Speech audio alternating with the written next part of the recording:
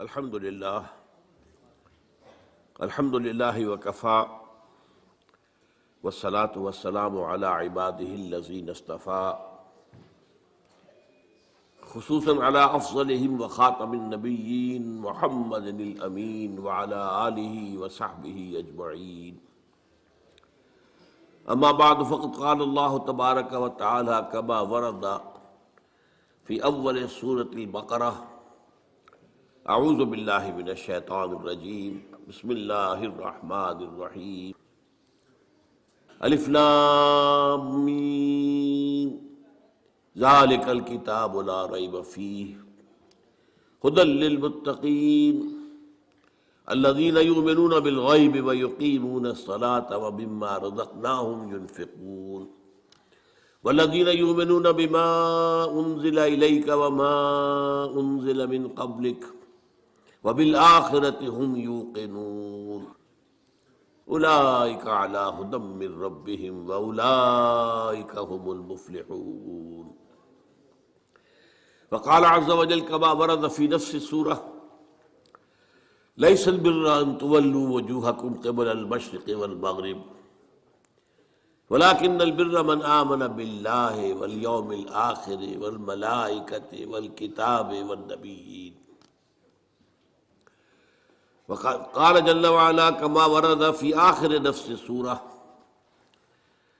آمن الرسول بما أنزل إليه من ربه والمؤمنون كل آمن بالله وملائكته وكتبه ورسله لا نفرق بين أحد من رسله وقالوا سمعنا وأطعنا غفرانك ربنا وإليك المصير وقال عز وجل كما ورد في القرآن في سورة التغابن فآمنوا بالله ورسوله والنور الذي أنزلنا والله بما تعملون خبير يوم يجمعكم ليوم الجمع ذلك يوم التغابن ومن يؤمن بالله ويعمل صالحا يكفر عنه سيئاته ويدخله جنات تجري من تحتها الأنهار خالدين فيها أبدا ذلك الفوز العظيم والذين كفروا وكذبوا بآياتنا أولئك أصحاب النار خالدين فيها وبئس المصير صدق الله العظيم رب اشرح لي صدري ويسر لي أمري واحلل عقدة من لساني يفقهوا قولي اللهم ربنا ألهمنا رشدنا وأعذنا من شرور أنفسنا اللهم أرنا الحق حقا وارزقنا اتباعه وأرنا الباطل باطلا وارزقنا اجتنابه اللهم صل على عبدك ونبيك ورسولك وحبيبك وخليلك محمد وبارك وسلم وبارك على جميع الأنبياء والمرسلين وعلى ملائكتك المقربين وعلى عبادك الصالحين وعلينا معهم يا ارحم الراحمين۔ معزز حاضرین اور محترم خواتین، آج ہم اللہ کا نام لے کر 4 خطبات سیرت کا سلسلہ شروع کر رہے ہیں۔ آپ دعا کریں کہ اللہ تعالی حالات کو سازگار بنائے رکھے، میری طبیعت بھی اس قابل رہے کہ میں اس پروگرام کو پورا کر سکوں۔ طبیعت میری ٹھیک نہیں ہے، آپ کو میری آواز سے بھی اندازہ ہو رہا ہوگا، تاہم جیسا بھی کچھ ہے اللہ تعالیٰ جو ہے اس میں اس کام کو جاری رکھنے کی توفیق دیے رکھے، تو یہ اسی کا فضل و کرم ہے۔ یہ جو پہلا خطبہ ہمارا ہے سیرت کے بارے میں، اس کا عنوان ہے فلسفہ دین میں نبوت و رسالت کا مقام۔ یہاں لفظ فلسفہ قابل غور ہے۔ کیا فلسفے کا دین کے ساتھ کوئی تعلق ہے؟ عام طور پر یہ لفظ دین کے حوالے سے استعمال نہیں ہوتا۔ ہم حکمت قرآن، حکمت دین یہ استعمال کرتے ہیں، اور یہی قرآن کی اصطلاح بھی ہے۔ فلسفہ قرآن کی اصطلاح نہیں ہے، حدیث کی اصطلاح نہیں۔ ان دونوں میں جو فرق ہے وہ نوٹ کر لیجئے۔ فلسفہ خالص منطق کی بنیاد پر آگے چلتا ہے، جہاں کوئی چیز منطقی طور پر ثابت نہ ہو وہاں فلسفہ رک جائے گا، آگے نہیں بڑھے گا۔ جبکہ حکمت جو ہے اس میں جہاں منطق سے بھی سروکار ہے، وہاں فطرت کے اندر جو چیزیں اللہ نے ودیعت کی ہوئی ہے اور جو بدیہیات فطرت کہلاتے ہیں، جن کے لیے کسی دلیل کی ضرورت نہیں ہے، بلکہ دلیل جو ہے ان کے لیے ثابت کی نہیں جا سکتی، ان چیزوں کو بھی ملحوظ رکھتے ہوئے فطرت سلیمہ کی رہنمائی میں عقل اور منطق اپنا سفر طے کریں تو اس کا جو نتیجہ ہوگا اس کا نام حکمت ہے۔ قرآن مجید میں حکیم انسان کی ایک بڑی مثال دی گئی ہے حضرت لقمان کی صورت میں، وَلَقَدْ آتَيْنَا لُقْمَانَ الْحِكْمَةَ أَنِ اشْكُرْ لِلَّهِ۔ ہمارا جو منتخب نصاب ہے مطالعہ قرآن حکیم کا، اس کا تیسرا درس اسی پر مشتمل ہے، سورہ لقمان کا دوسرا رکوع۔ البتہ ایک بات جان لیجئے کہ فلسفے کی بہت سی شاخیں ہیں۔ منطق خود ایک فن ہے اگرچہ، لیکن وہ فلسفے کی شاخ شمار ہوتا ہے۔ ایک زمانے میں نفسیات بھی فلسفے کی شاخ تھی، یہ سب فلسفے کی، لیکن اب جو ہے فلسفے کے لیے علیحدہ علیحدہ نام اس کے مختلف شاخوں کے لیے۔ ایک کا نام ہے میٹا فزکس۔ میٹا فزکس جو ہے اس کا براہ راست تعلق جو ہے دین کے ساتھ ہے۔ ایک ہے فزیکل ورلڈ، وہ جو ہم اپنے حواس خمسہ سے جس کے بارے میں معلومات حاصل کرتے ہیں، جو مادی کائنات ہے، چاہے ہم نے اپنی ننگی آنکھ سے دیکھا چاہے ٹیلیسکوپ سے دیکھا، دیکھنے والی شے تو آنکھ ہی ہے نا۔ ٹیلیسکوپ تو کچھ نہیں دیکھتی، دیکھتی تو آنکھ ہے۔ ٹیلیسکوپ نے اس آنکھ کا دائرہ بہت وسیع کر دیا۔ مائکروسکوپ سے دیکھا تب بھی دیکھا تو آنکھ نے ہے، مائکروسکوپ دیکھنے والی شے نہیں ہے۔ تو چاہے انسان نے اپنے حواس خمسہ سے مجرد جو ایسے کہ وہ ہیں ان سے کام لے کر کچھ معلومات حاصل کی، خواہ اس میں جو اضافے ہو گئے، دوربین آ گئی، خوردبین آ گئی، وغیرہ وغیرہ، ان سب سے جو بھی چیز ہمیں معلوم ہوتی ہے وہ فزکس کا دائرہ ہے، طبیعیاتی علوم، فزیکل سائنسز۔ میٹا فزکس اس کا نام ہے جہاں یہ کہ حواس جو ہے یہ ساتھ نہیں دے سکتے، حواس کے دائرے سے باہر۔ میٹا فزکس، فزکس اور میٹا فزکس یہی فرق ہے اس میں۔ اب ظاہر بات ہے، میں نے ابھی جو آیات آپ کو سنائی ہیں سورہ بقرہ کی ابتدائی آیات اس اعتبار سے بہت اہم ہے۔ الف لام میم ذالک الکتاب لا ریب فیہ ھدی للمتقین الذین یؤمنون بالغیب۔ قرآن مجید سے استفادے کی شرط اول ہے غیب پر ایمان۔ غیب وہی چیز ہے جو آپ کے حواس کے ذریعے سے آپ کی گرفت میں نہیں آتی، آپ کے علم میں نہیں آتی۔ اب ظاہر بات ہے ذات باری تعالیٰ ہے، ظاہر ہمارے دائرہ حواس سے بلکہ عقل سے، وہم سے، خیال سے سب سے ماورا، وراء الورا ثم وراء الورا۔ فرشتے ہیں انہیں ہم نہیں دیکھ سکتے، اور اسی طریقے سے وحی ہے وہ کیا ہے ہم نہیں دیکھ سکتے، نہیں جان سکتے۔ یہ سب جو ہے میٹا فزکس کا میدان ہے، اور فزکس کا میدان وہ ہے جو کچھ ہم دیکھ سکتے ہیں، میٹیریل ورلڈ ہے، جو بھی میٹیریل چیزیں ہیں وہ فزکس کی ہیں، اور وہ میٹا فزکس ہے۔ تو قرآن کا جو میٹا فزکس ہے، اب ظاہر بات ہے کہ جب سائنس بہت آگے بڑھ گئی ہے، فزیکل سائنسز، تو ضرورت اس امر کی تھی اور اب بھی ہے کہ قرآن کے میٹا فزکس کے ساتھ جدید فزکس سے حاصل شدہ معلومات کو جوڑا جائے، دیکھا جائے۔ یہاں پہ تضاد تو نہیں ہو سکتا، ناممکن ہے۔ اور بہترین بات ہے جو ڈاکٹر رفیع الدین مرحوم نے لکھی، قرآن is the word of God and this universe is the work of God۔ کس نے بنایا اس کو؟ یہاں کے قانون طبیعی جو بھی ہے، فزیکل لاز، کس نے بنایا ہے؟ یہ ساری کائنات کس نے بنائی ہے؟ کون اس کو چلا رہا ہے؟ یدبر الامر من السماء الى الارض، کون؟ اللہ۔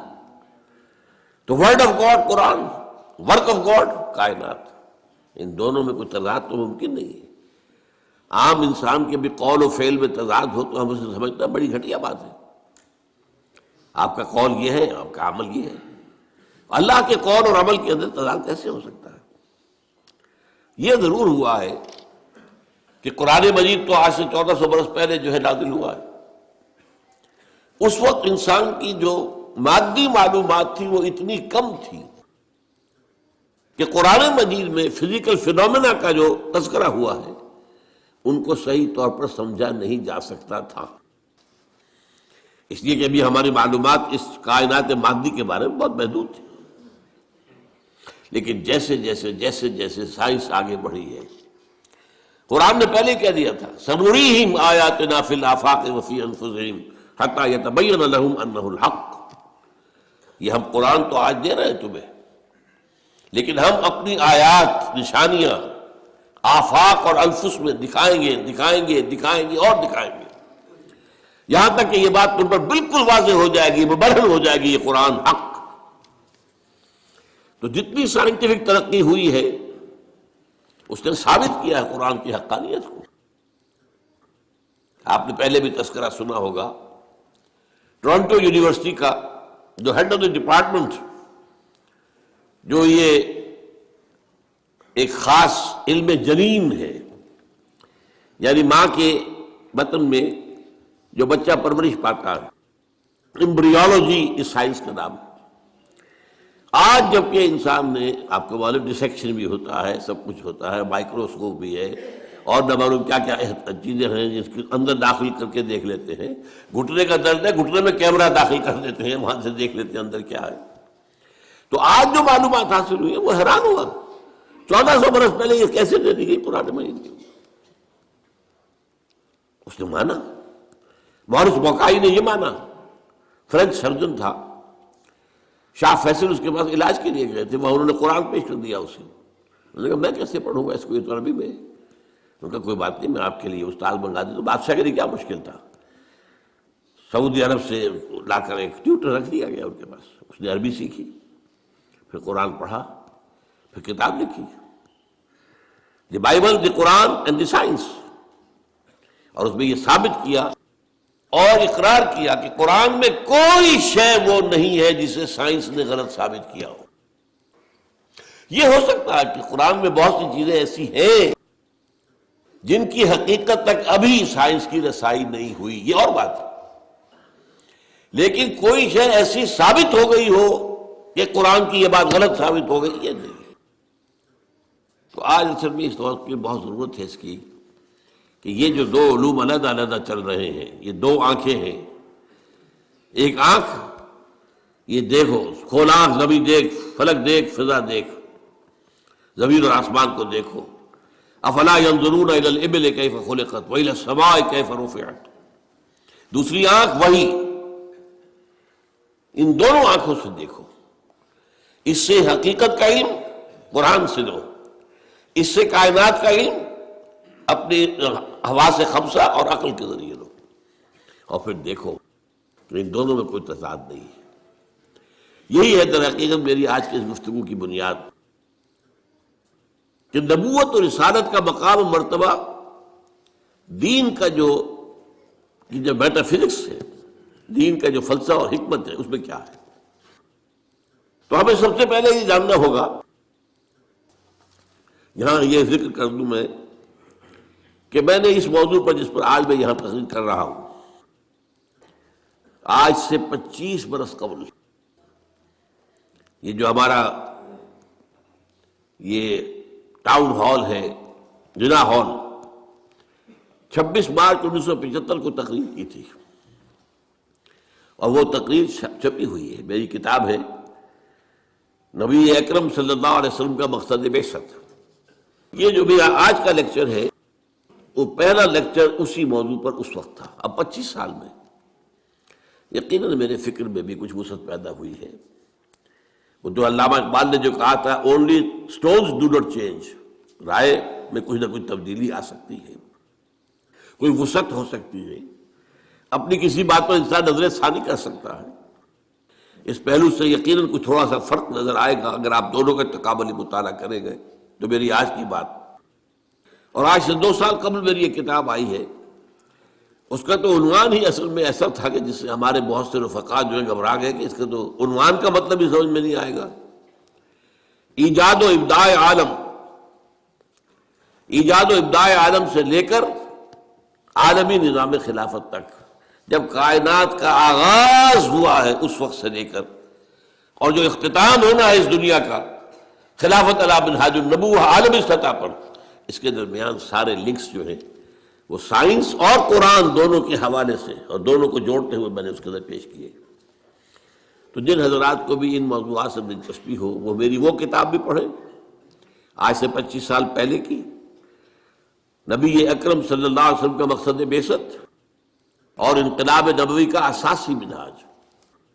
پھر یہ کہ یہ ایجاد و ابداع عالم کا بھی مطالعہ کریں، کوشش کریں، اور میرا جو ہے آج کا یہ لیکچر انشاءاللہ ان دونوں کی تسہیل کا ذریعہ بن جائے گا کہ بات آسان ہو جائے گی۔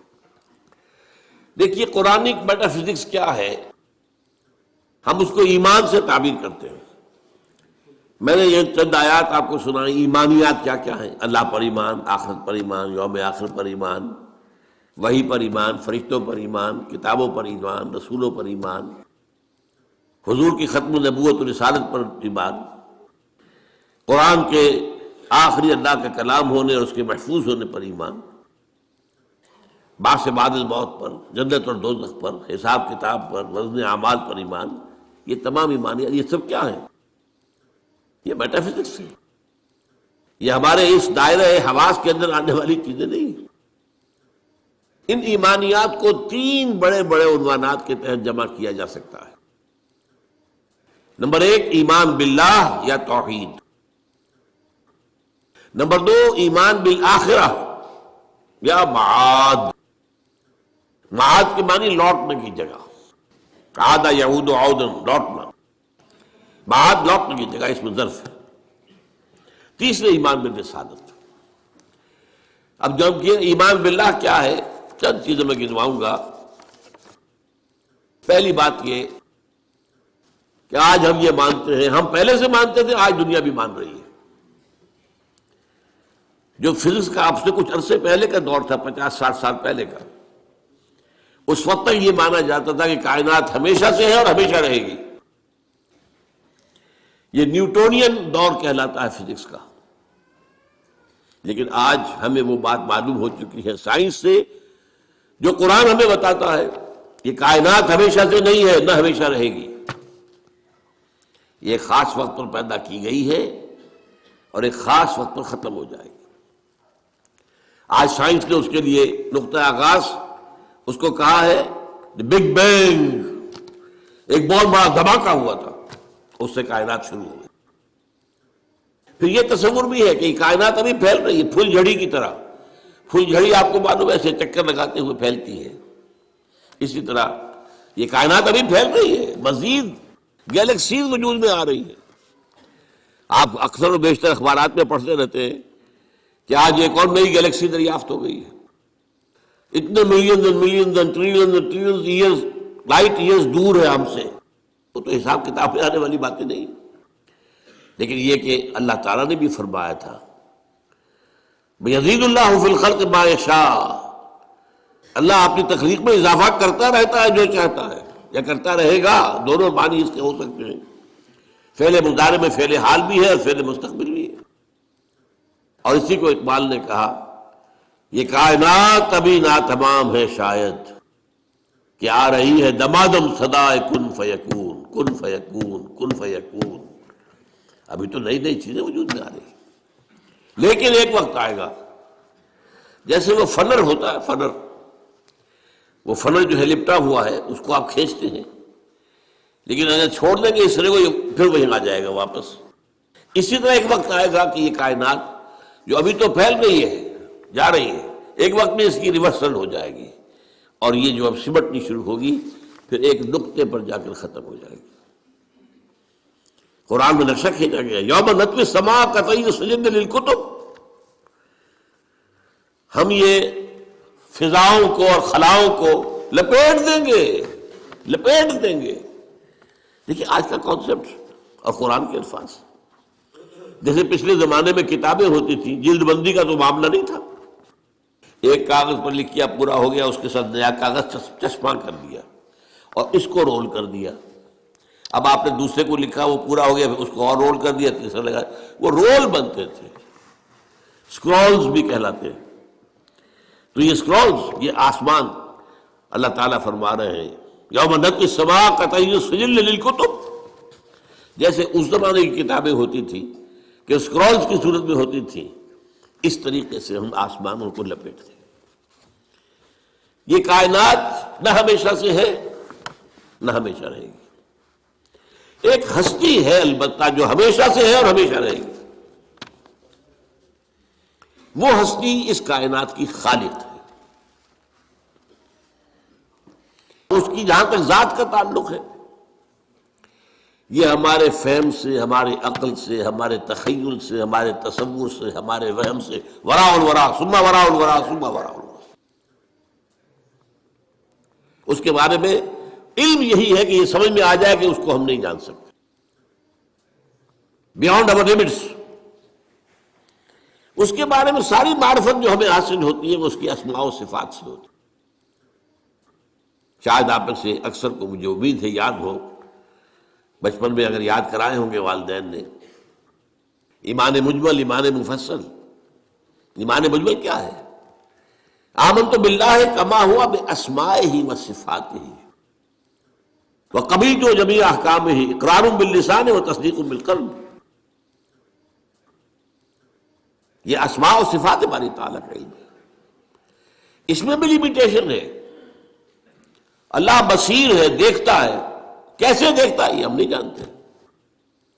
کیا اس کی اس طرح کی کوئی آنکھ ہے؟ کیا وہ بھی دیکھنے کے لیے روشنی کا محتاج ہے؟ نعوذ باللہ من ذالک۔ ہمارے ہاں تو ایسے حیوانات موجود ہیں جو بغیر روشنی کے دیکھتے ہیں۔ تو اللہ کا دیکھنے والا ہے، سمیع ہے، سنتا ہے، کیسے سنتا ہے؟ کیا ساؤنڈ ویوز کی ضرورت ہے اسے بھی؟ اس کا بھی کوئی کان ہے جس سے آ کر ٹکرائے وہ؟ کچھ پتہ نہیں۔ اسی طرح اس کا کوانٹیٹیو پہلو، اللہ ہر شے پہ قدیر ہے، کتنا قادر ہے ہم کیا تصور کریں گے؟ ہمارا تو تصور بڑا محدود ہے۔ یوں سمجھیے کہ ہمارے دماغ کی مثال اس سنار کی جو ترازو ہوتی ہے، تولے ماشے یہی تو لیں گے نا، اس پر ٹنوں تو نہیں تول سکتا، سریا لا کر آپ اس پر تولنا چاہیں۔ تو اللہ تعالیٰ کی اسماء و صفات کا بھی وہ کتنا قدیر ہے، کتنا بصیر ہے، یہ تو ہم نہیں جانتے۔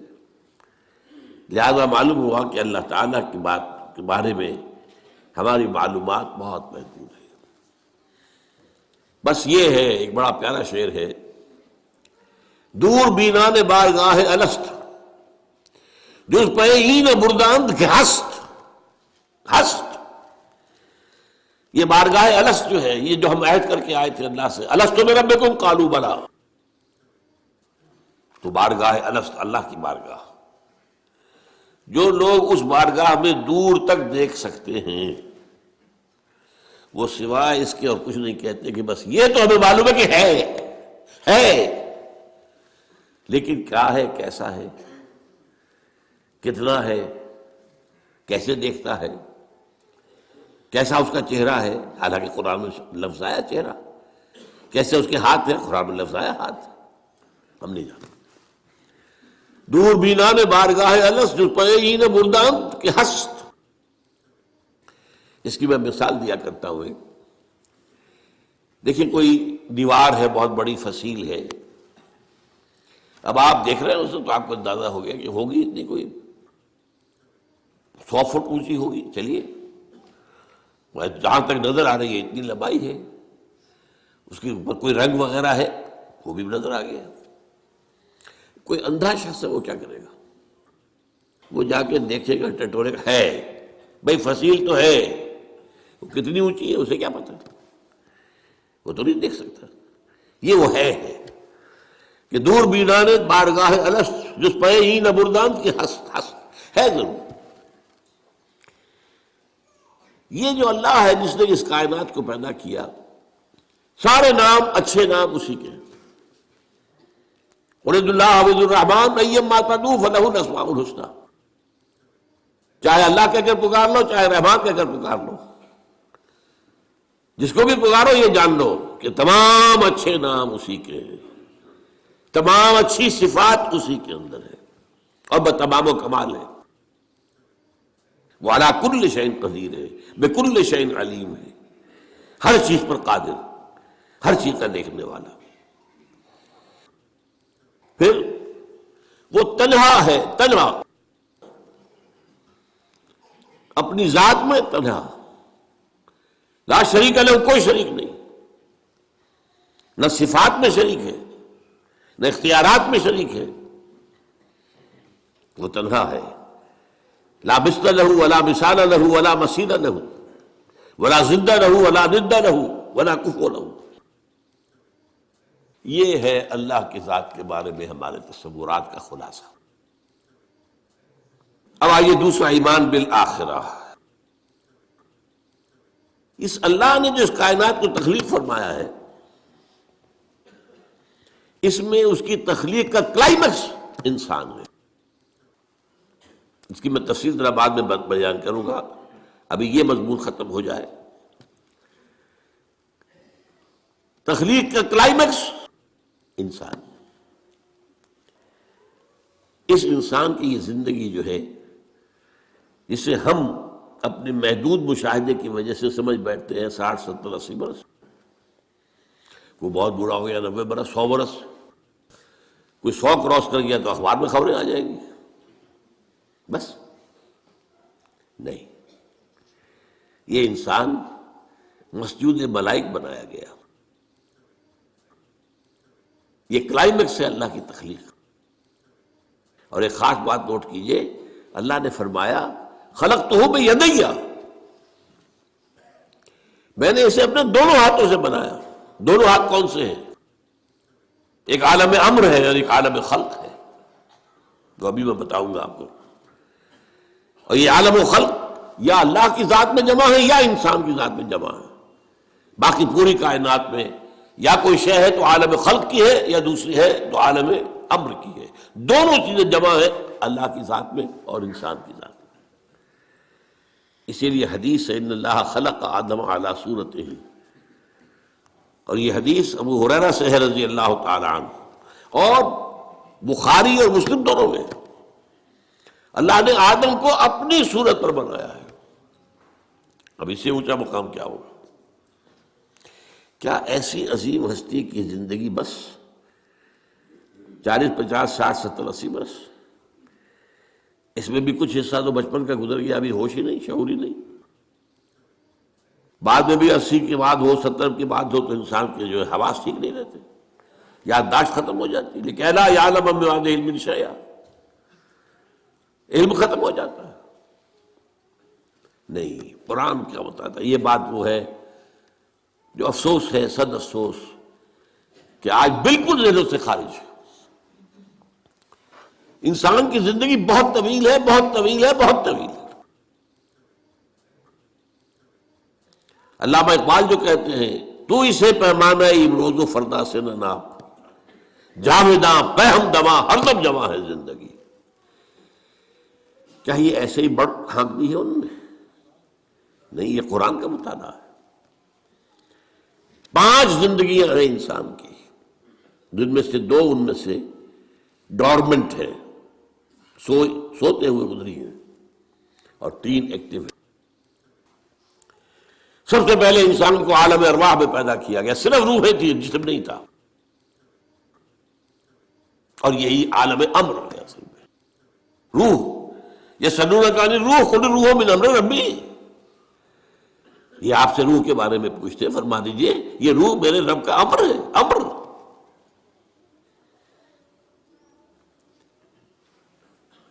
اس کے بعد اسی امر کے دوران، اسی روحانی زندگی کے دوران عہد لیا گیا، الست بربکم قالوا بلی۔ ساری ارواح، آدم سے لے کر آخری انسان جو دنیا میں آئے گا، سب کی ارواح موجود تھی، میری، میرے والد کی، میرے دادا کی، پردادا کی، سگڑ دادا کی، آدم تک، اور میرے بیٹے کی اور پوتے کی اور پڑ پوتے کی اور آخری انسان جو آئے گا دنیا میں اس تک تمام انسانوں کے ارواح. الارواح جنود مجندہ حدیث میں الفاظ ہے، لشکروں کے لشکر، تمام ارواح انسانیہ پیدا کرنی، لیکن جسم کسی کا نہیں تھا. ان سے عہد لیا گیا الست بربکم قالوا بلا، کیا میں نہیں ہوں تمہارا رب، مالک، آقا، حاکم، پروردگار؟ سب یقیناً ہے اللہ تو ہی ہمارا حاکم ہے، پروردگار ہے، عالم. پہلی زندگی یہ ہے. اس کے بعد سلا دیا گیا. نیند اور موت میں زیادہ فرق نہ سمجھیے. موت جو ہے وہ بھی ایک طرح کی نیند ہے اور نیند بھی ایک طرح کی موت ہے. چنانچہ جو دعا مسنون ہے، جب صبح آپ اٹھیں تو آپ کی زبان پر جو دعا آنی چاہیے، اگر آپ کو یاد ہو حضور کی دعا، الحمدللہ الذی احیانی بعد ما اماتنی والیہ النشور. اس اللہ کا شکر ہے جس نے مجھے زندہ کیا اس کے بعد کہ مجھے مردہ کر دیا تھا. نہیں مردہ ہوتا ہے انسان جب اس کا شعور ہی نہیں. تو یہ در ہے. اور موت جو اب آنے والی ہے، موت معدوم ہونے کا نام تو نہیں ہے. مردہ پڑا ہے، زندگی تو نہیں ہے، لیکن یہ کیا معدوم ہو گیا؟ معدوم ہے، موجود ہے. اور دوسری بات یہ کہ ہمارے علم کے مطابق تو یہ ہے کہ ادھر سے ادھر منتقل ہونے کا نام ہے موت. ہم تو انتقال کہتے ہیں نا. بھائی آپ لاہور سے کراچی منتقل ہو گئے، اللہ خیر صلی اللہ، آپ ایک عالم سے دوسرے عالم کے منتقل ہو گئے. عالم دنیا سے عالم برزخ، عالم برزخ سے عالم آخرہ. تو پہلی زندگی عالم ارواح میں، جبکہ ہمارے پاس جسم نہیں تھے. پھر سلا دیا گیا، یہ دوسری زندگی ہے، لیکن یہ موت کی کیفیت یا نیند کی کیفیت ہے. پھر ہماری تیسری زندگی آئی ہے اس دنیا میں، رحم مادر میں جب ہیولہ بنا ہے اور 120 دن کا جنین ہو گیا، ایمبریو ہو گیا، پھر اللہ فرشتے کو بھیجتا ہے. یہ حدیث ہے حضور کی اور متفق علیہ روایت ہے. بدقسمتی سے جو چیزیں ہمارے مادی ذہن سے ٹکراتی ہیں ہم انہیں قبول نہیں کرتے. مادیت کا اتنا غلبہ ہے کہ جو چیز بظاہر اس مادی کیفیات اور مادی قوانین اور ضوابط کے تحت نہیں آتی ہم ان کو ریجیکٹ کر دیتے ہیں، حالانکہ وہ عالم ہی اور ہے، یہ عالم اور ہے. روح اس مادی عالم کی شے نہیں ہے. حدیث میں آتا ہے، حضرت عبداللہ ابن مسعود رضی اللہ تعالیٰ عنہ کی روایت ہے کہ رحم مادر میں 40 دن وہ جو ایمبریو ہوتا ہے وہ نطفے کی شکل میں ہوتا ہے، پھر 40 دن علقہ، پھر 40 دن مضغہ، ثم یرسل الملک فینفخ فیہ الروح، پھر فرشتے کو بھیجا جاتا ہے اور وہ فرشتہ اس میں روح پھونکتا ہے. یہ اس کی تیسری زندگی شروع ہو گئی ہے. یہ جس یہ زندگی ہے روح جمع جسم، یہ ہماری حیات دنیاوی ہے. روح جمع جسم. اور زندگی کون سی ہو گئی ہے؟ تیسری، عالم ارواح کی. پھر وہ کولڈ سٹوریج میں جہاں سلا دیے گئے، ڈمپ کر دیے گئے. پھر یہ دنیا کی زندگی 70-80 جو برس آنے ہیں. پھر موت آئی. چوتھی زندگی شروع ہو گئی، عالم برزخ. وہ زندگی ہے، موت نہیں ہے. اس کو تو سب مانتے ہیں. عذاب قبر ہم مانتے ہیں، قرآن سے ثابت ہے. بعض لوگ یہ سمجھتے ہیں کہ شاید قرآن میں ذکر نہیں ہے، غلط بات ہے، لیکن میرے پاس زیادہ وقت نہیں ہے. برزخ کے اندر زندگی کی ایک کیفیت ہے. اس کے اندر جیسے کہ ہمارے یہاں بڑی ویسے چھڑ گئی ہیں. حضور کی زندگی کیسی ہے؟ آیا ایسی ہے جیسے دنیا میں تھی یا اس سے کچھ مختلف ہے؟ تو میں کہا کرتا ہوں دنیا کی زندگی تو اتنی اچھی زندگی نہیں ہے. حضور کو جو زندگی ہے عالم برزخ میں، اس کا تو ہم تصور بھی نہیں کر سکتے. اس عالم برزخ میں کہا گیا شہداء کو وَلَا تَقُولُوا لِمَن يُقْتَلُ فِي سَبِيلِ اللَّهِ أَمْوَاتٌ بَلْ أَحْيَاءٌ وَلَٰكِن لَا تَشْعُرُونَ. اللہ کی راہ میں شہید ہو جانے والوں کو اموات مت کہو، مردہ مت کہو، زندہ ہے. تمہیں اس کا شعور نہیں. ہمیں شہداء کی زندگی کا شعور نہیں. پھر صدیقین اوپر ہے، پھر انبیاء ان کے اوپر ہے، پھر رسول ان کے اوپر ہے، سب سے اوپر سید المرسلین ہے. کیا زندگی ہوگی ہم کیا تصور کر سکتے ہیں؟ ما لا عین رات ولا اذن سمعت ما خطر علی قلب بشر. بہرحال پھر یہ چوتھی زندگی آ گئی، پھر آئے گا، پھر سور پھونکا جائے گا، اور پھر فَإِذَا هُمْ قِيَامٌ يَنظُرُونَ، تو سب زندہ ہو کر دوبارہ کھڑے ہو جائیں گے. وہ یوم القیامہ ہوگا، کھڑے ہونے کا دن، اور اس سے ہمارا 5واں دور شروع ہو جائے گا، حیات اخروی. اچھا، حیات اخروی کے بارے میں ہمارا کیا ایمان ہے؟ کیا وہ کبھی ختم ہونے والی ہے؟ وہ تو ابدی ہے. فَإِنَّهَا لَجَنَّةٌ أَبَدًا أَوْ لَنَارٌ أَبَدًا. یہ پوری زندگی تو زندگی کتنی بڑی ہو گئی. تروئی سے پیمانہ امروز و فردا سے نہ ناپ، جامداں پہم دواں ہر دم جواں ہے زندگی. البتہ ایک کام کیا کیا ہے اللہ نے، یہ جو دو موتوں کے درمیان زندگی آئی ہے، پہلی موت جو کہ ہم عالم ارواح سے، اس کے بعد سلا دیے گئے، موت آ گئی نا، پھر اللہ نے زندہ کیا. پھر جو ہماری موت آنے والی ہے میری اور آپ کی، ان دو موتوں کے درمیان ایک زندگی کا حصہ کٹ گیا اس میں سے. یہ لمبا پروسیس، وہاں سے وہاں تک، مبدا و معاد، انا للہ و انا الیہ راجعون، اس میں یہ چھوٹا سا ہماری زندگی میں سے حصہ کاٹ کر اس سے ایک امتحانی وقفہ بنایا گیا. خلق الموت والحیات لیبلوکم ایکم احسن عملا. اس نے زندگی اور موتیں تخلیق کی ہیں تاکہ تمہیں آزمائے کہ کون ہے تم میں سے اچھے عمل کرنے والے. یہ امتحانی، اس کو بھی اقبال نے خوب کہا ہے، ملزم ہستی سے تو ابرا ہے مانند حباب، اس زیاں خانے میں تیرا امتحان ہے زندگی. اب امتحان 3 گھنٹے کا بھی ہوتا ہے تو وہ 30 سال کا بھی ہو سکتا ہے. یہ تو ایک کوانٹیٹیو ایلیمنٹ ہوا، امتحان ہے. Testing is testing. یہ حیات دنیاوی امتحان ہے. ملزم ہستی سے تو ابرا ہے مانند حباب، اس زیاں خانے میں تیرا امتحان ہے زندگی. اس کے بعد جب ہمیں دوبارہ اٹھا دیا جائے گا، حساب کتاب ہوگا، اعمال کا جزا و سزا کے فیصلے ہوں گے، اور پھر یہ جنت اور یہ دوزخ. وَإِنَّهَا لَجَنَّةٌ أَبَدًا أَوْ لَنَارٌ أَبَدًا. یہ حیات ایک ایمان باللہ اور ایمان بالآخرہ. ایمان بالآخرہ کے ضمن میں پورے حیات انسانی کا ایک تصور جو ہے سامنے لانا ضروری ہے. اب آئیے،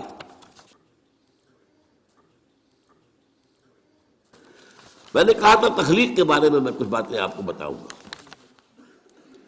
یہ جدید سائنس کے حوالے سے بھی بہت اہم چیزیں ہیں، اور یہ قرآن کے حکمت اور فلسفے کے لیے. بدقسمتی ہماری یہ ہے کہ ہمارے جو فلسفی مسلمان ہوئے، ابن سینا ہو، فارابی ہو، کندی ہو، جو متکلمین ہوئے جنہوں نے عقل سے کام لے کر قرآن کی تفسیریں کی ہیں، امام راغب میں بہت بڑے مقام پر ہیں، اور ہیں بہت ہیں. کچھ صوفی مزاج صوفی ہے، فلسفی ہے. ان سب نے اپنی زیادہ تر گفتگو کا دار و مدار یونانی حکماء اور فلاسفہ کی بات پر رکھی ہے. سقراط اس کا شاگرد، افلاطون اس کا شاگرد ارسطو. ہمارے متکلمین، ہمارے فلاسفہ سب ارسطو کے شاگرد. ہمارے صوفیہ اکثر و بیشتر افلاطون اور پروٹائنس، فلاطینوس ان کے شاگرد. لہذا مولانا روم نے بڑا شکوے کے انداز میں کہا تھا، چند خانی حکمت یونانیہ.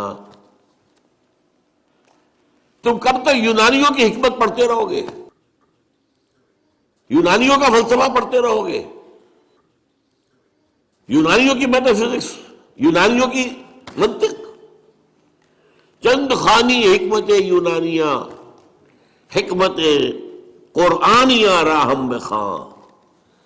کبھی ذرا قرآن مجید میں جو حکمت دی گئی ہے، جو فلسفہ دیا گیا ہے، جو حقائق بیان کیے گئے، کبھی ان پر توجہ کرو۔ اللہ تعالیٰ توفیق دے۔ میری دلی آرزو ہوگی کہ آپ میں سے جو ذہین لوگ ہیں، ظاہر بات ہے کہ یہ میدان ہر شخص کا نہیں ہے، حضور صلی اللہ علیہ وسلم کا جو افرادی انفرادی سطح پر انقلاب برپا کرنے کا پروسیس ہے، 4 الفاظ ہیں اس میں ٹاپ پر آتا ہے حکمت۔ یتلو علیہم آیاتہ یزکیہم ویعلمہم الکتاب والحکمہ۔ حکمہ یہ تعلیم محمدی صلی اللہ علیہ وسلم، تربیت نبوی صلی اللہ علیہ وسلم، اس کی سب سے اونچی منزل ہے تعلیم حکمت۔ تو ظاہر بات ہے کہ ہر شخص اس کا اہل نہیں ہوتا۔ یہ اللہ تعالیٰ نے ظاہر بات ہے سب کو ایک جیسا نہیں بنایا ہے، جسمانی قوتوں کے اعتبار سے بھی فرق و تفاوت ہے، ذہنی صلاحیتوں کے اعتبار سے بھی فرق و تفاوت ہے۔ جن لوگوں کے اندر یہ فلسفہ اور حکمت کا ذوق ہو وہ اس معاملے میں آئیں، سوچیں، پڑھیں۔ میری یہ چند باتیں ہو سکتا ہے کہ ان کے لیے چشم کشا ثابت۔ وہ کتاب اس وقت میری جو ہے ایجاد و ابداع عالم، وہ آؤٹ آف پرنٹ ہے، موجود نہیں ہے، انشاءاللہ جلدی ہی پرنٹ کروا لیں گے دوبارہ۔ دیکھیے تخلیق کا مرحلہ اول عالم امر ہے، اللہ کا ایک حکم کن، انما امرہ اذا اراد شیئا ان یقول کن فیکون۔ اس کن سے ایک نور پیدا ہوا ہے، ویری سٹل، لطیف، حرارت کوئی نہیں، خلق نور۔ یہ نور اللہ، یہ پہلی شے ہے جو پیدا ہوئی ہے۔ حکم ایک کن، یہ عالم امر ہے۔ اس نور سے پیدا کیے گئی تمام ارواح انسانیہ، تمام ملائکہ۔ ملائکہ کے بارے میں حدیث موجود ہے، قرآن مجید میں ذکر نہیں ہے، حدیث میں ہے۔ حضرت عائشہ رضی اللہ تعالی عنہ سے مسلم شریف کی روایت ہے کہ ان اللہ خلق الملائکہ من نور، یہ عالم امر ہے پہلے جو پیدا کیا گیا ہے، ایک نور، بسیط نور، لطیف نور۔ اس نور سے ارواح انسانیہ، انہی میں ایک روح محمدی بھی تھی نا، جس کو نور محمدی بھی کہا جا سکتا ہے۔ یہ لفظ جو ہمارے یہاں کہا جاتا ہے نور محمدی، نور اس لیے کہ روح نورانی ہے، ملائکہ نورانی ہے، اللہ نے فرشتوں کو نور سے پیدا کیا۔ اچھا، اب اس تخلیق کا دوسرا مرحلہ آیا۔ یہ پہلی تخلیق جو میٹا فزیکل ورلڈ کی ہے، دوسری تخلیق ہے فزیکل ورلڈ۔ ایک اور امر کن، اور اس سے ایک بگ بینگ پیدا ہو، یہاں سے سائنس شروع ہوتی ہے۔ اس لیے کہ وہ جو پہلا معاملہ ہے وہ سائنس کے دائرے سے باہر کا ہے، ارواح ہو، ملائکہ ہو، یہ سائنس کے دائرے سے باہر ہے۔ وہ عالم امر ہے، یہ عالم خلق شروع ہوا ہے اب۔ اور عالم خلق اور عالم امر میں ایک بڑا بنیادی فرق جان لیجئے۔ عالم امر میں اللہ کے کسی حکم کے تعمیل میں کوئی لمحہ صرف نہیں ہوتا، کن فیکون، کن فیکون، نو ٹائم ایلیمنٹ۔ یہی وجہ ہے فرشتے کو عرش سے زمین تک آنے میں کوئی وقت نہیں لگتا،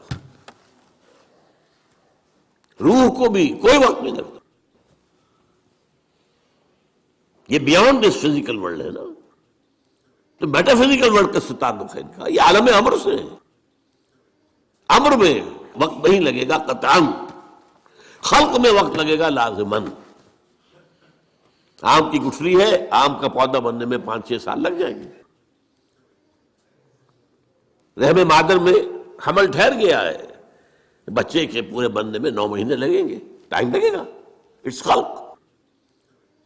قرآن کہتا ہے ہم نے آسمان زمین 6 دن میں پیدا کیے، ٹائم لگا کہ نہیں لگا؟ تو یہ امر ہے وہ پہلا، جس میں کہ کیا ہے 3 چیزیں ہیں۔ اللہ کا نور جو بہت لطیف ہے، وہ خزانہ ہے، اسی سے بڑی ارواح انسان کی ہے، اس سے بڑے فرشتے.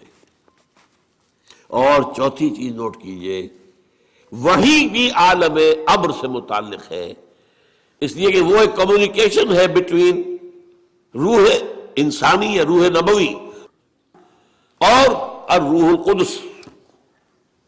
جبرائیل کون ہے؟ فرشتہ. روح محمدی یہ بھی نوری وہ بھی نوری. یہ ان دونوں کا کمیونیکیشن ہے وہی. لہذا اس کا تعلق بھی عالم خلق سے نہیں ہے، عالم امر سے. بہت پیارا شعر کہیں کہا ہے، کس کیفیت میں کہا ہے میں نہیں سمجھ سکتا. نغمہ وہی ہے نغمہ کہ جس کو روح سنے اور روح سنائے. روح محمدی نے سنا ہے، اس کان سے نہیں سنا حضور نے. یہ نوٹ کر دیجئے، کبھی پڑھیے حقیقت وحی نامی کتاب مولانا سعید احمد اکبر آبادی کی. وحی کی حقیقت کیا ہے؟ وہی براہ راست قلب پر جاتی ہے، اس کان کے واسطے سے نہیں جاتی. یہ کان عالم خلق کا ہے، قلب عالم امر کی شے، روح کا مسکن ہے. وہاں روح ہے، روح محمدی ہے. فَإِنَّهُ نَزَّلَهُ عَلَىٰ قَلْبِكَ، اس کو اے نبی اتارا ہے اس فرشتے نے آپ کے دل پر براہ راست. تو نغمہ وہی ہے نغمہ کہ جس کو روح سنے اور روح سنائے.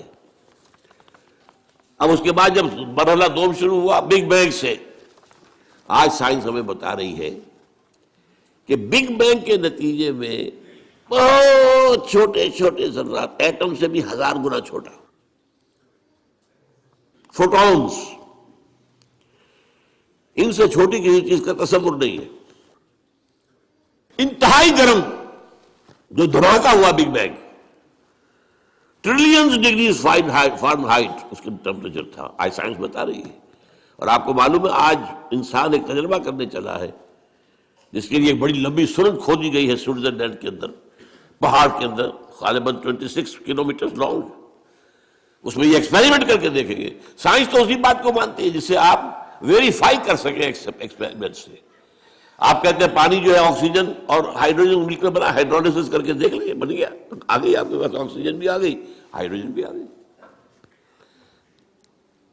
تو یہ تو ویریفائبل ہوتا ہے. آج کو یہ تجربہ جو ہے اس کا آدمی سوچ بھی نہیں سکتا تھا کس قدر اس کے اوپر ٹریلینز آف ڈالرز خرچ ہو گیا، آپ اندازہ نہیں کر سکتے. ابھی کچھ میں رکاوٹ ہو گئی ہے لیکن یہ کہ کر لے گا انسان پہنچا ہوا یہاں تک. اتنے گرم تھے وہ، trillions of degrees of Fahrenheit, اور دوڑ رہے تھے اتنی تیزی سے کہ اس کا آپ تصور نہیں کر سکتے. ایک دوسرے سے بھاگ رہے تھے. انہی ذرات کے پھٹنے سے پھر گیلیکسیز بنی. یہ کدھر گئے ہیں کدھر گئے، کچھ ادھر چلے گئے کچھ ادھر چلے گئے. جیسے آگ کا بھی پھٹ جاتا ہے کبھی کبھی. آگ کی کئی جو ہے قرآن مجید میں ایک آگ کا تذکرہ ذی ثلاث شعب، جہنم جو ہے جو آگ ہوگی وہ 3 شعبوں میں تقسیم ہوگی. یہ گیلیکسیز بنی ہے. ان گیلیکسیز سے پھر کیا ہوا ہے؟ سب سے پہلے فوٹونز سے نیوٹرونز، پروٹونز، الیکٹرونز بنے، ایٹم بن گیا. ایٹم کے جمع ہونے سے ایک خاص ترتیب سے مولیکیول بن گیا. مولیکیول اور کمپلیکس ہوتے چلے گئے، اور خاص طور پر جو کاربن کا ایک ہے جو اس کا مین بن گیا، تو پھر یہ ان آرگینک سے آرگینک بن گئے. یہ ایک طرف ارتقاء ہو رہا ہے یا تنزل ہو رہا ہے، جو بھی آپ اسے کہیں. دوسری طرف یہ جو پھٹا ہے سارا معاملہ، اس سے جو کرے وجود میں آ گئے سٹارز، اور دوسرے یہ جو بھی اس کے گرد سیارے گھوم رہے. پھر یہ سیارے کو ٹھنڈے ہوئے. یہ بھی ایک سیارہ ہے زمین، سورج کے گرد گھومتا ہے، ستارہ سورج ہے. ٹھنڈا ہوا ہے، پھر اس پر بارش ہوئی ہے بے تحاشا. اور میرا گمان یہی ہے کہ ٹھنڈے ہونے سے اس زمین کے اندر سے جو بخارات نکلے ہیں وہ گیسز، انہوں نے ہی جا کر فضا کے اندر پھر وہ پانی بنا ہے، پانی برسا ہے 1000 سال تک. اور چونکہ یہ سکڑا ہے اس لیے اس کے اندر کہیں اونچائی ہو گئی کہیں نیچائی ہو گئی. جو اونچے ہو گئے پہاڑ ہو گئے، جو نیچے تھے وہاں وہ بارش کا پانی جمع ہوا، وہ اوشنز بن گئے، سمندر بن گئے. اور جہاں یہ سمندر کے ساحل پر مٹی اور پانی کا انٹریکشن ہوتا ہے، خاص طور پر آپ کو معلوم ہے مد و جزر میں ابھی موج ہٹ گئی پھر آ گئی، پھر ہٹ گئی پھر آ گئی، یہ کھیل ہے۔ اس سے جو ہے اس کے اندر وہ ایک ایسی کیفیت پیدا کر دیتا ہے اللہ تعالیٰ کہ حیات عرضی کا آغاز ہو جاتا ہے۔ اس حیات عرضی کا پھر کلائمیکس انسان ہے۔ اس کا مادہ تخلیق مٹی ہے، لیکن اس کے بعد جو اس میں روح لا کر شامل کی گئی ہے، اس نے اس کا مقام کچھ اور ہی کر دیا ہے۔ درمیان میں جو یہ حرارت والا دور تھا، جنات پیدا کیے گئے آگ سے، وَالْجَانَّ خَلَقْنَاهُ مِنْ قَبْلُ مِنْ نَارِ السَّمُومِ، کہیں مارج من نار کہا گیا ہے رحمان سورہ رحمان میں۔ یہ درمیان میں جو دور آیا تھا، مجھے اسی کو بیان کرنا چاہیے تھا۔ جنات پیدا کیے گئے، جنات نوٹ کیجئے اپنے مادہ تخلیق کے اعتبار سے ہم سے اونچے ہیں۔ لطیف تر شے ہے آگ، اور مٹی جو ہے وہ تو کثیف شے ہے، انرٹ۔ آگ کے اندر جو حرکت اور حرارت ہے، یہی وجہ ہے کہ ٹھیک کہا تھا ابلیس لعین نے، انا خیر منہ، میں اس آدم سے بہتر ہوں، خلقتنی من نار وخلقتہ من طین، تو نے مجھے بنایا تھا آگ سے، اسے بنایا مٹی سے، ہاؤ کم، میں کیسے سجا کروں اس کو؟ اس کی وجہ کیا تھی؟ اس کے نگاہ، اس کے علم میں روح محمدی نہیں تھی، روح آدم نہیں تھی، جسد آدم تھا، جسد حیوانی تھا۔ جسد حیوانی کے اعتبار سے ہم یقیناً نیچے۔ لقد خلقنا الانسان فی احسن تقویم، وہ روحانی جب پیدا کیا گیا یہ سب سے اونچا مقام تھا، احسن۔ پھر اس روح کو لا کر جہاں ڈالا گیا ہے، وہ جو رحم مادر میں بچہ ہے، جس سے زیادہ ضعیف کوئی اور شے نہیں ہوتی دنیا میں۔ ہر حیوان کا بچہ کہیں زیادہ ہمارے بچے سے زیادہ طاقتور ہوتا ہے۔ بکری ابھی اگر اس کے بچہ، اس کی ولادت ہوئی ہے، تھوڑی دیر وہ بچہ جو ہے ادھر ادھر کرتا ہے، پھر کھڑا ہوتا ہے، پھر ٹانگیں ادھر تھوڑی دیر اس کی کانپتی ہے، پھر وہ چل دیتا ہے۔ ہر اعتبار سے مکمل، اس کے اندر تکمیل کون سی ہو رہی ہے؟ پورا جسمانی نظام مکمل ہے، پورا مسکولر نظام مکمل ہے، تھوڑی سی دیر میں اٹھ کے چل پڑتا ہے وہ۔ اسی طرح بچے اور۔ تو یہ لقد خلقنا الانسان فی احسن تقویم ثم رددناہ اسفل سافلین، پھر نچلے والوں میں سب سے نیچے کر دیا۔ اول تو یہ کہ چونکہ مادہ تخلیق مٹی ہے تو نیچے ہو گیا خود بخود، اور ضعیفی کے اعتبار سے تو یہ سب سے نیچے چلا گیا۔ الا الذین آمنوا وعملوا الصالحات، سوائے ان کے کہ جو نیک عمل کریں اور ایمان لائیں، ان کے لیے پھر یہ ہے کہ وہی بلند مقام اپنا وہ حاصل کر لیں گے، دوبارہ وہیں پہنچ جائیں گے۔ وَالتِّينِ وَالزَّيْتُونِ وَطُورِ سِينِينَ وَهَذَا الْبَلَدِ الْأَمِينِ لَقَدْ خَلَقْنَا الْإِنسَانَ فِي أَحْسَنِ تَقْوِيمٍ ثُمَّ رَدَدْنَاهُ أَسْفَلَ سَافِلِينَ إِلَّا الَّذِينَ آمَنُوا وَعَمِلُوا الصَّالِحَاتِ فَلَهُمْ أَجْرٌ غَيْرُ مَمْنُونٍ۔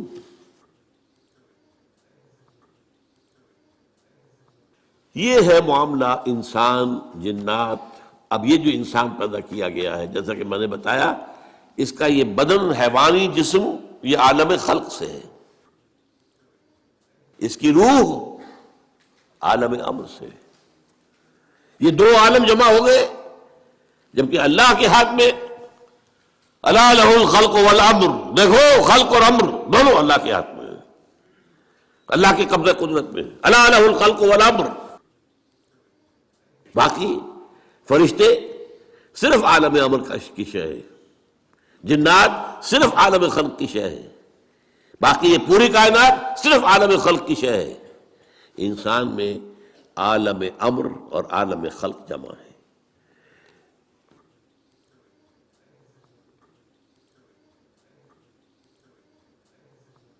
اب ہمیں آگے آنا ہے، یہ جو ہم نے ابھی سمجھا کہ انسان کی یہ زندگی جو ہے امتحانی زندگی ہے، اس کا نتیجہ نکلے گا قیامت کے دن، محاسبہ ہوگا۔ اب یہاں دیکھنے کی ضرورت یہ ہے کہ امتحان ہوتا ہے کچھ پڑھا کر، سکھا کر۔ ایک سال تک آپ کو پڑھایا گیا، امتحان دیجئے، کامیاب ہوں گے تو اگلے سال میں جائیں گے، ورنہ اسی میں پڑے رہیں۔ کبھی یہ کچھ چیز دے کر بھی آزماتے ہیں. آپ اپنے بچے کو کبھی 100 کا نوٹ دے کر دیکھیے کیا کرتا ہے وہ. اس سے آپ کو اس کے رجحانات کا اندازہ ہو جائے گا. ہو سکتا ہے وہ دوڑ کر جائے کتابوں کی دکان پر, کوئی رسالے کو کتابیں لے کر آئے. ہو سکتا ہے دوڑ جائے کوئی جو کھلونے لے آئے. یہ بھی ہو سکتا ہے کہ کھانے پینے کا کچھ سامان لے آئے. تو امتحان, اس ضیاء خانے میں تیرا امتحان ہے زندگی. یہ امتحان کن چیزوں میں ہے؟ دیکھیے, اس دنیا میں خیر و شر کے درمیان ایک کشاکش, ایک تصادم جاری ہے. ستیزہ کار رہا ہے ازل سے تا امروز, چراغ مصطفی سے شرار بولا بھی, ازل سے تا امروز. اور یہ رہنا جاری ہے, قیامت تک رہنا ہے.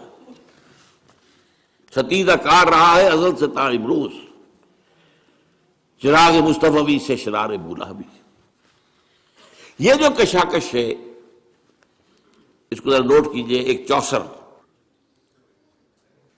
میرے اندر آپ کے اندر خیر کی طاقت بھی ہے اور شر کی بھی ہے. میرا حیوانی وجود مجھے زمین کی طرف کھینچتا ہے, نیچے لے جانا چاہتا ہے. زمینی خواہشات, زمینی آرزوئیں, اس دنیا کے بارے میں امنگیں, دولت زیادہ ہو جائے, فلاں چیز زیادہ ہو جائے, کھاؤں اعلیٰ سے اعلیٰ, چٹخارے لوں, کئی ڈشز کے اوپر میرا جو ہے وہ ڈنر اور لنچ ہو, وغیرہ وغیرہ وغیرہ. یہ میرا نفس امارہ ہے جو مجھے کھینچ رہا ہے. یہ جو حیوانی ہمارے تقاضے ہیں, ظاہر بات ہے کہ یہ اندھے بہرے ہیں. انہیں تو اپنی سینشول گریٹیفیکیشن چاہیے, تسکین چاہیے, بس. انہیں اس سے غرض نہیں کہ حلال سے ہو, حرام سے ہو, جائز سے ہو, ناجائز سے ہو, کوئی غرض نہیں. یہ ہمارے اندر کا نفس ہے جس کو قرآن کہتا ہے ان النفس لامارۃ بالسوء. یہ نفس جو ہے یہ تو برائی کی طرف بلاتا ہی ہے. اس کے برعکس ہمارے اندر روح ہے, وہ ہمیں بلندی کی طرف لے جانا چاہتی ہے, اللہ کی طرف. عربی کا ایک قول ہے کل شیء یرجع الی اصلہ, ہر شے اپنے اصل کی طرف لوٹتی ہے. یہ جسد ہمارا کہاں سے آیا؟ زمین سے. نمبر 2, اس کی غذا کہاں سے آتی ہے؟ اسی زمین سے. گندم ہو, چاول ہو, جو ہو, کچھ ہو. یا آپ نے بکری کا گوشت کھایا ہے تو بکری نے گھاس پھوس پات جو کھایا وہ کہاں کا ہے؟ اور نمبر 3, یہ ہمیں نیچے ہی گھسیٹتی ہے, زمین کی طرف. روح کہاں سے آئی ہے؟ انا للہ و انا الیہ راجعون. لہذا اس روح کی توجہ کدھر ہے؟ اپنے مرکز کی طرف مائل پرواز تھا حسن, وہ اللہ کی طرف قرب چاہتی ہے. معنوی طور پر قرب حاصل ہے, عملاً قرب چاہتی ہے. یہ کشاکش ہے. اور یہ بھی نوٹ کر لیجیے اس روح کی غذا کہاں سے آئی ہے. اس روح کی غذا اللہ کا کلام ہے. یہ ہماری مادی وجود کے لیے مادی غذا, اور یہ روحانی وجود کے لیے روحانی غذا, اور وہ قرآن ہے. البتہ اس کے ساتھ کچھ خارج میں بھی طاقتیں موجود ہیں, شر کی بھی اور خیر کی بھی. خارج میں ابلیس لعین, وہ بڑا جن شیطان, جس کو جب اللہ تعالیٰ نے رادہ درگاہ کر دیا تو اس نے ڈٹ کر اعلان کیا کہ اللہ میں ثابت کر دوں گا, مجھے مہلت دے دے, مجھے قیامت تک کے لیے زندگی دے دے میری, میں ثابت کر دوں گا کہ آدم اس قابل نہیں تھا جو تو نے تمہاس کو دیا, اور اس کی میں وہ ذریت کو تباہ کر کے چھوڑوں گا, برباد کر کے چھوڑوں گا, گمراہ کر کے چھوڑوں گا. وَلَن تَجِدَ أَكْثَرَهُمْ شَاكِرِينَ. اور دیکھ لو اللہ وقت آئے گا تو دیکھے گا کہ اس کے جو اولاد ہے اس کی اکثریت تیرے شکر گزار بندے نہیں ہوں گے. یہ چیلنج اس نے ابلیس نے دیا تھا, وہ اس کے اوپر ڈٹا ہوا ہے. اس کی ضروریت لشکر شیطانوں کے جنات میں سے, یہ غیر مرئی ہے, نظر نہیں آتے ہمیں. انہو یراکم من حیث لا ترونہم، وہ تو تمہیں وہاں سے تاکتے ہیں دیکھتے ہیں، تم نہیں دیکھتے ہو، غیر مرئی ہے۔ اور چونکہ لطیف مادہ ہے، لطیف ہے، آگ سے بنا ہے نا، لطیف ہے۔ ان الشیطان یجری من الانسان مجری الدم، حضور نے فرمایا شیطان انسان کے وجود میں خون کی طرح سرایت کرتا ہے، گردش کرتا ہے۔ اور اس کے ساتھ ہی نوٹ کر لیجئے، ابلیس کے جو چیلے ہو جاتے ہیں انسانوں میں سے، وہ بھی اس کی پارٹی بن جاتے ہیں، حزب الشیطان۔ قرآن مجید میں سورہ مجادلہ میں ذکر ہے۔ اور آج جان لیجئے دنیا میں انسانوں میں شر کی سب سے بڑی قوت، ذہانت، فطانت اس پر ختم ہے، سازش کی صلاحیت اس پر ختم ہے، اور وہ ہے سب سے بڑے ایجنٹ اس وقت ابلیس لعین کے دنیا میں، اور وہ ہے یہودی۔ ان کی طرف جو رسول اللہ نے بھیجے تھے حضرت عیسیٰ، جب ان کے جان کے درپے ہو گئے، قتل کرنے پر تل گئے، یہاں تک کہ اپنے بس پڑتے تو سولی پر چڑھوا دیا۔ یہ دوسری بات ہے، اللہ نے کیا کیا وہ ایک علیحدہ مسئلہ ہے۔ اللہ نے انہیں آسمان پر اٹھایا، اور ایک اور شخص جو ہے جس کے بارے میں گمان یہی ہے، اور صحیح ہے یہ گمان، کہ جس شخص نے ان کے حواریین میں سے دھوکہ دے کر گرفتار کروایا تھا، اسی کی شکل بنا دی گئی حضرت مسیح کی، ولیکن شبہ لہم، اس کے اندر جو ہے شبیہ پیدا کر دی گئی حضرت عیسیٰ علیہ السلام کی، اور وہ سولی چڑھنا چاہیے تھا اسے، وہ تو it deserved it۔ لیکن بہرحال وہ چونکہ یہودی طے کر کے اور اپنے بس پڑتے چڑھا دیا انہوں نے سولی پر، اس وقت سے وہ اللہ تعالیٰ کے ہاں سے مغضوب علیہم، ملعون، مردود، یہ قرار پا چکا۔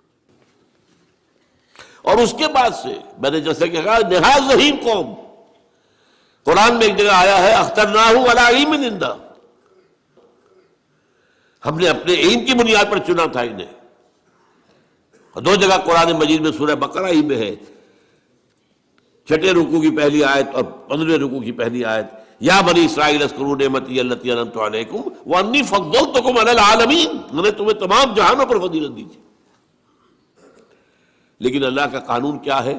جس قوم کی طرف رسول بھیجا جائے، اگر وہ قوم بحیثیت مجموعی اس کا انکار کر دے اور اس کی جان کے درپے ہو جائے تو اس پر عذاب آتا رہا ہے، آخری عذاب، ہلاکت والا عذاب، عذاب استیصال، جیسے کہ حضرت ابراہیم، حضرت نوح علیہ السلام کی قوم غرق کی گئی، حضرت موسیٰ کے دور میں جو فرعون اور اس کا لاؤ لشکر غرق کیے گئے۔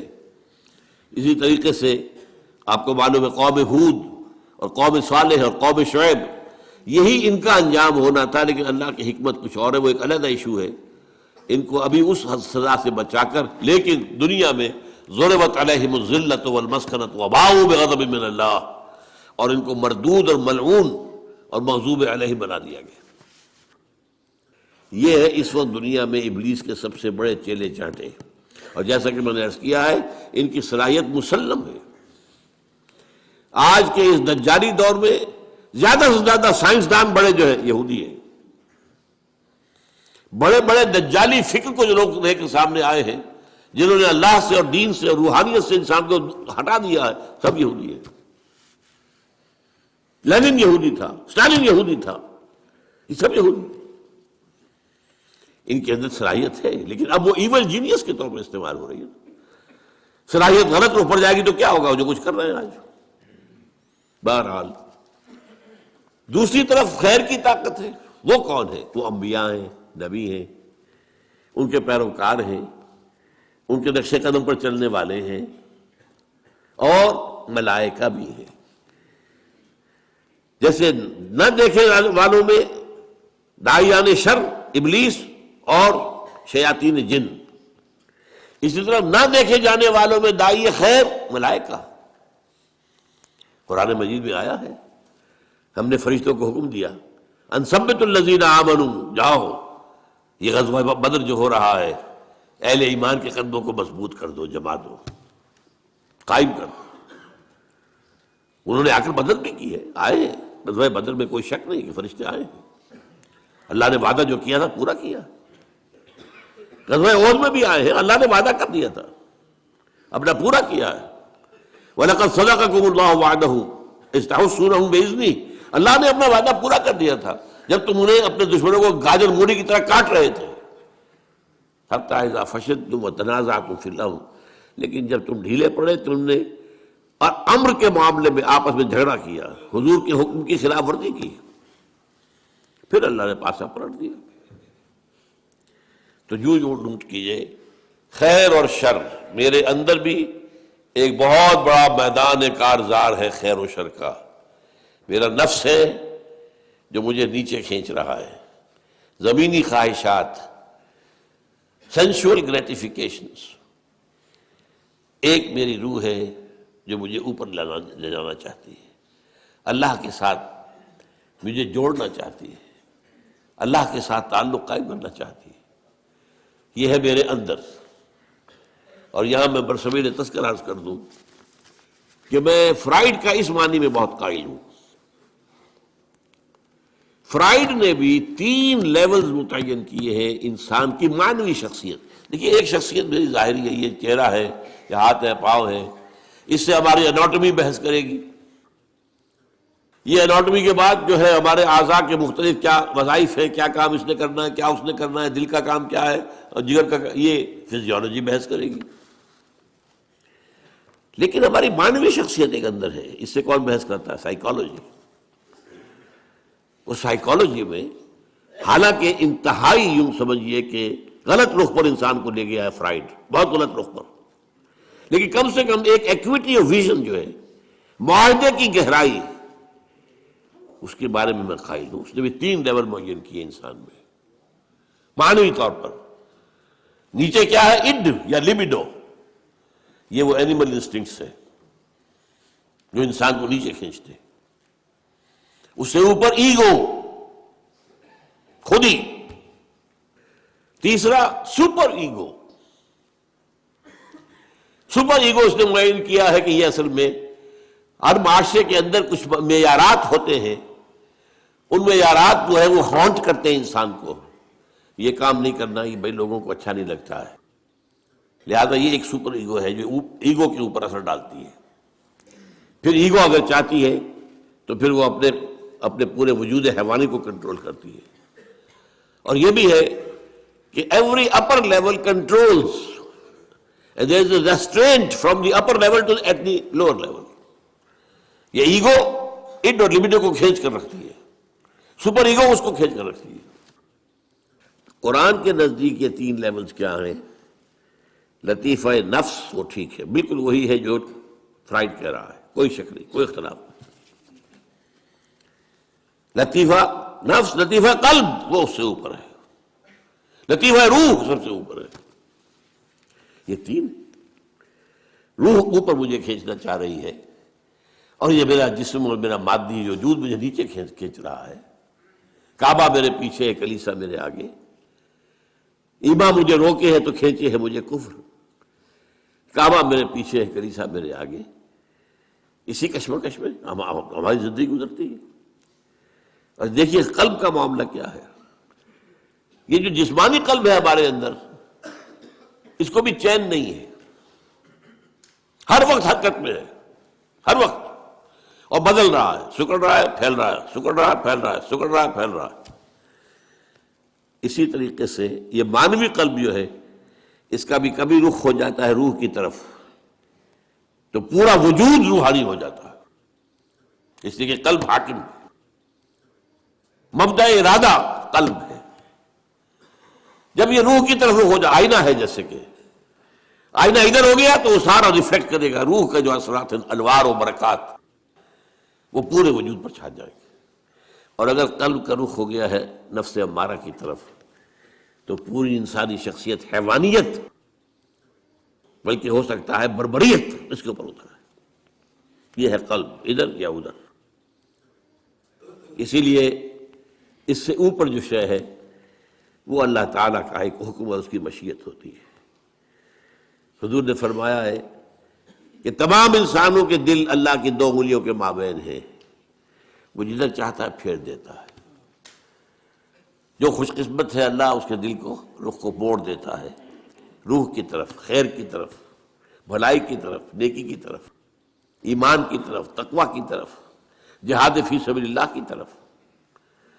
اور جن کے بدقسمت جو ارن کرتے ہیں اپنے لیے اللہ کا عذاب، ان کا وہ قلب کا رخ کر دیا جاتا ہے وہ نفس امارہ کی طرف. اب وہ حیوان، بل ہم اضل، قرآن مجید کہتا ہے حیوان ہی نہیں، ان سے بھی گئے گزرے.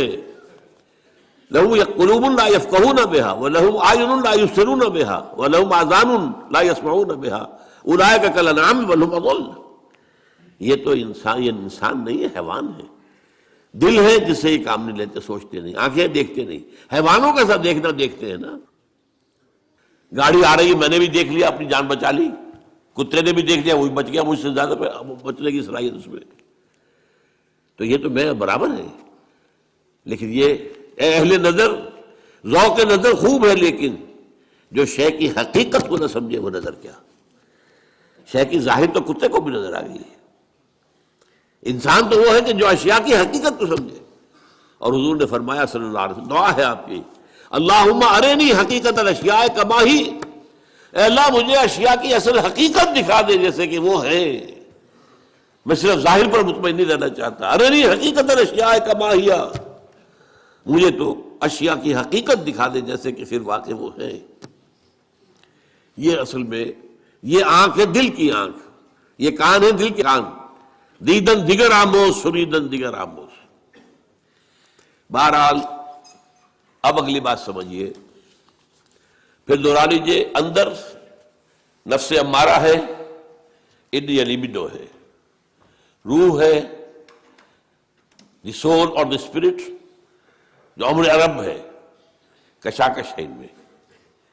درمیان میں قلب ہے، جو ادھر ہو جائے تو اس کا بول بالا، ادھر ہو جائے تو اس کا بول بالا.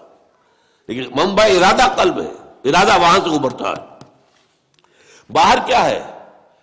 عزازیل، وہ ابلیس لعین اور اس کے جنات کے شیاطین کے جو جنات کے لشکر ہیں وہ بھی ہے.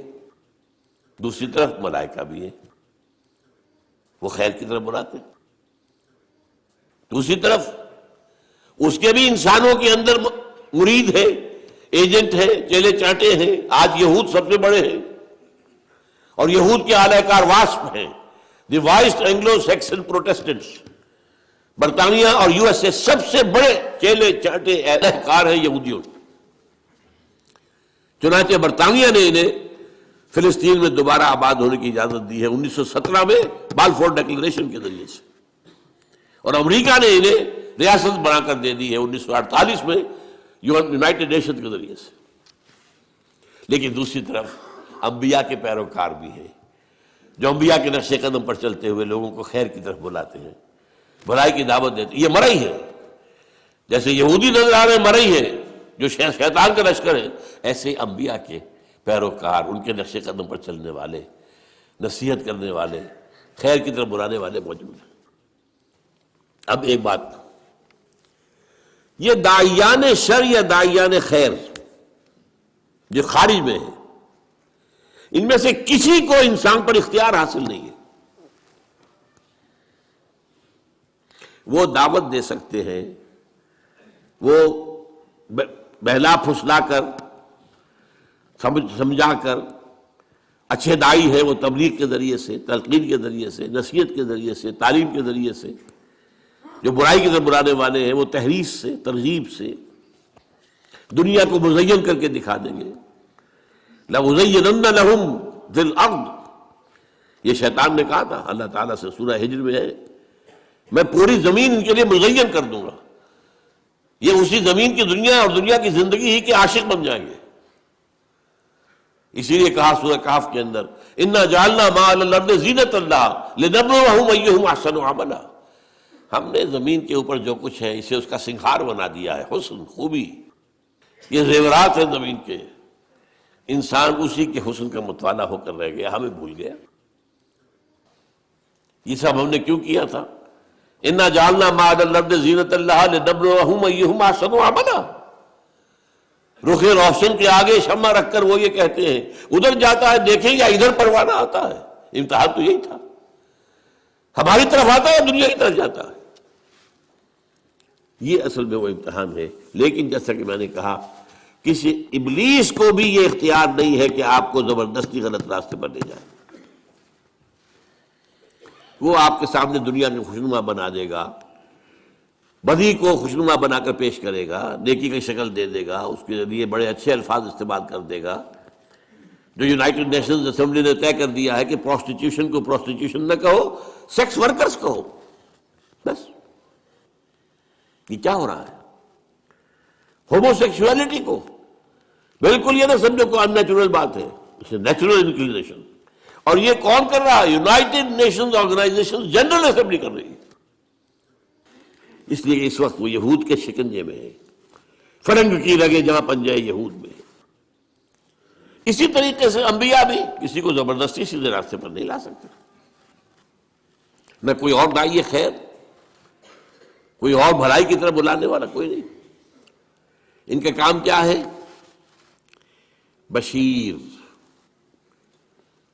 یہ اصطلاح ذرا نوٹ کر لیجیے. اب کار نبوت کے ضمن کی اصطلاحات ہیں.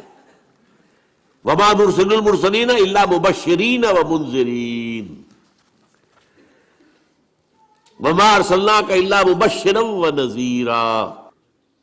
یہ دو الفاظ سب سے زیادہ استعمال ہوئے ہیں، بشارت دینے والے اور خبردار کرنے والے. دیکھو غلط راستے پر جاؤ گے تو جہنم کا راستہ ہے، جہنم میں گزرو گے. خبردار کر دیا ہم نے. فقط انذرتکم، میں نے تمہیں خبردار کر دیا ہے. غلط راستے پر جاؤ گے جہنم ہے، اچھے راستے پر جاؤ گے جنت ہے. بشارت اس کی ہے. اور جو کوئی اچھے راستے پر آئے اسے تھپکی دینا، بشارت دینا، دل جوئی کرنا. نحن اولیاؤکم فی الحیات الدنیا وفی الآخرہ. فرشتے کہتے ہیں اہل ایمان سے گھبراؤ نہیں، تکلیفوں میں سے بھی مت گھبراؤ، آزمائش سے نہ گھبراؤ. ہم تمہارے ساتھی ہیں، مددگار ہیں، پشپنا ہیں، دنیا کی زندگی میں بھی آخرت میں بھی. تو چاہے داعیان خیر ہوں چاہے داعیان شر ہوں، کسی کو کوئی اختیار کسی انسان پر حاصل نہیں ہے. قرآن مجید میں بھی اللہ تعالیٰ نے ابلیس سے کہہ دیا تھا تم نے مہلت مانگی ہے میں دے رہا ہوں، لیکن ان عبادی لیس لک علیہم سلطان، میرے بندوں پر تمہیں اختیار کوئی نہیں ہوگا.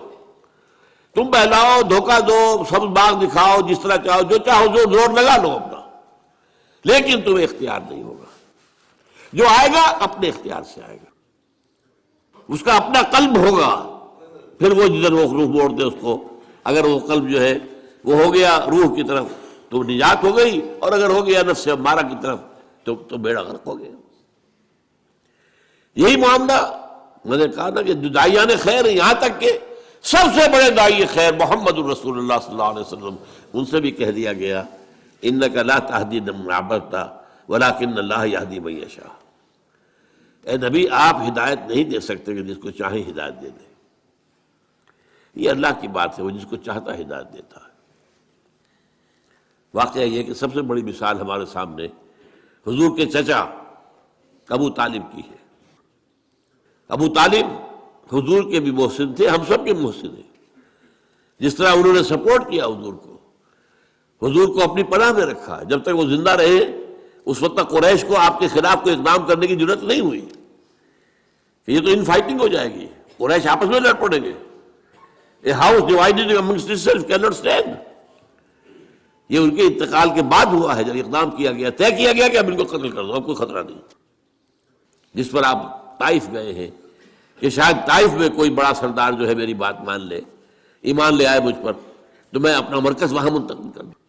لیکن وہ ایک علیحدہ یہ بات ہوئی وہاں پر جو ہوئی. لیکن اس کے بارے میں معلوم ہے کس قدر حضور کے دل میں تمنا اور آرزو ہوگی. آپ تصور کر سکتے ہیں انہوں نے ساری تبعید کس لیے مانی، کتنی حضور کو خواہش ہوگی کہ ابو طالب کلمہ شہادت پڑھے بغیر دنیا سے نہ جائیں. یہاں تک کہ آخری وقت کہہ رہے ہیں، ان کے رضا کا عالم ہے، چچا جان میرے کان میں پڑھ دیجیے کلمہ تاکہ میں اللہ کے ہاں گواہی دے سکوں. لیکن بس وہ عرب ایک مزاج خاص، اس میں جو ایک اپنا ایک زوم ہوتا ہے، اپنی عزت نفس کا. بھتیجے میں جانتا ہوں کہ تیرے دین سے بہتر کوئی دین نہیں ہے، لیکن میں اس وقت یہ کلمہ شہادت نہیں پڑھنا چاہتا. عرب کی عورتیں یہ نہ کہیں کہ وہ طالب موت کے ڈر سے اس نے اپنا مذہب تبدیل کر لیا۔ بہرحال کہنے کی بات کیا تھی، نبی کیا ہوتے ہیں؟ بشیر، نذیر، داعی اللہ۔ اپنی جگہ پر روشنی کا مینارہ، سراج منیرہ، معلم، مربی، مزکی، یہ ساری کیفیات جو ہے انبیاء کے ساتھ ہے۔ اور نبیوں کے نقش قدم پر چل کر جو لوگ خدمت خلق کرے، لوگوں کو صحیح راستے پر لائے، ان کے لیے بھی یہی الفاظ ہوں گے۔ تمام سابقہ انبیاء کے لیے بھی یہی الفاظ تھے، وما نرسل المرسلین الا مبشرین ومنذرین وما ارسلناک الا مبشرا ونذیرا، بشیر، نذیر۔ اچھا، اس میں ایک اور اصطلاح آ گئی، اس انذار، تبشیر، تبلیغ، تعلیم، نصیحت، اس کے نتیجے میں جو بات قائم ہوگی اس کے لیے ایک لفظ ہے شاہد۔ شاہدن علیکم، علی آتا ہے عربی زبان میں مخالفت کے لیے، شاہدن علیکم، تمہارے خلاف گواہ۔ یہ سب سے پہلے یہ اصطلاح، یہ باقی اصطلاحات تو بعد میں آئی ہیں، لیکن یہ کہ آپ کو معلوم ہے کہ سورہ احزاب میں سب کو جمع کر دیا گیا ہے۔ یا ایھا النبی انا ارسلناک شاہدا ومبشرا ونذیرا وداعیا الی اللہ باذنہ وسراجا منیرا۔ لیکن سب سے پہلے سورہ مزمل میں لفظ آ گیا، مزمل بہت شروع کی صورت ہے، انا ارسلنا الیکم رسولا شاہدا علیکم کما ارسلنا الی فرعون رسولا فعصى فرعون الرسول فاخذناه اخذا وبيلا فكيف تتقون ان كفرتم يوما يجعل الولدان شيبا السماء منفطر به كان وعده مفعولا۔ ہم نے دیکھو بھیج دیا ہے تمہاری طرف اپنا ایک رسول جو تم پر گواہ بن کر آیا تمہارے خلاف۔ یہ خلاف کا لفظ کیوں آیا یہاں پر نوٹ کیجئے۔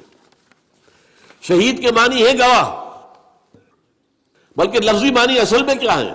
جو شخص موجود ہو، شاہد، غائب، شاہد، شاہد و غائب، شاہد۔ لیکن اس کے پھر دو معنی اس میں اضافی طور پر پیدا ہوئے، جو کسی موقع پر موجود ہوگا وہی صحیح گواہ بھی ہے، تو شاہد گواہ بھی ہے۔ جو کوئی موقع پر ہوگا وہ آپ کی مدد بھی کر سکتا ہے، ورنہ آپ کا چاہے گہرا ہی دوست ہے، وہ آپ وہ ہے ہی نہیں تو کیا مدد کرے گا، تو اس سے مددگار بھی ہو گیا۔ لکفا باللہ شہیدا، اللہ کافی ہے آپ کی مدد کے لیے۔ اب شہادت گواہی کے معنی میں آتا ہے تو اس کے دو رخ ہیں۔ ہر مقدمے میں ایک مدعی ہے، ایک مدعا علیہ ہے۔ اگر آپ کی گواہی مدعی کے حق میں جا رہی ہے تو اس کے لیے لام آئے گا، شہدہ لہو، اس کے حق میں گواہی دی۔ اور اگر اس کے خلاف جا رہی ہے تو شہدہ علیہ۔ یہ لام اور علا کا جو فرق ہے اس کو اچھی طرح ایک اور حدیث کے حوالے سے یاد کر لیجئے۔ حضور نے فرمایا القرآن حجت لک او علیک، یہ قرآن یا تو حجت ہے تمہارے حق میں یا تمہارے خلاف۔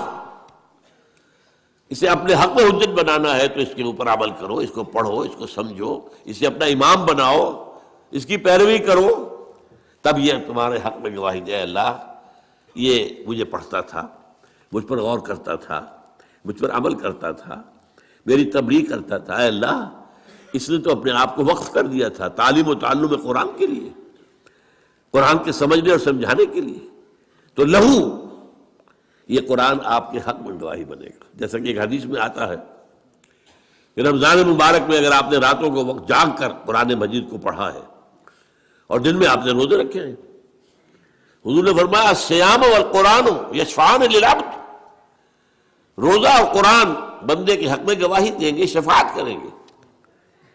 یقول الصیام، روزہ یہ کہے گا منعتہ الطعام بالنہار، اے اللہ تیرے اس بندے کو میں نے روکے رکھا کھانے سے، فشفعنی فیہ، تو میری شفاعت قبول فرما اس کے حق میں۔ ویقول القرآن منعتہ النوم باللیل، میں نے اسے رات کو سونے سے روکے رکھا، فشفعنی فیہ، تو میری شفاعت اس کے حق میں قبول فرما۔ فیشفعان، حضور نے فرمایا دونوں کی شفاعت قبول ہوگی۔ تو القرآن حجت لک او علیک، اسی طرح علی جب ہے، یہ اصل میں قرآن مجید کی اہم اصطلاح تک ہم پہنچ گئے ہیں، اور یہ ہمارا آج کا آخری موضوع ہے۔ کار رسالت کے لیے قرآن کی اصطلاح ہے شہادت علی الناس۔ وہ کیوں ہے؟ دیکھیے، ایک محاسبہ جو آخرت میں ہونا ہے، اگر کوئی نبی نہ آتا، کوئی رسول نہ آتا، تب بھی محاسبہ تو ہونا تھا۔ کیوں؟ ہم نے تمہیں سمع و بصر دیا تھا کہ نہیں؟ عقل دی تھی کہ نہیں؟ تمہارے نفس کے اندر بھی نیکی اور بدی کی پہچان ودیت کی تھی کہ نہیں؟ ان باتوں پر تو حساب دو۔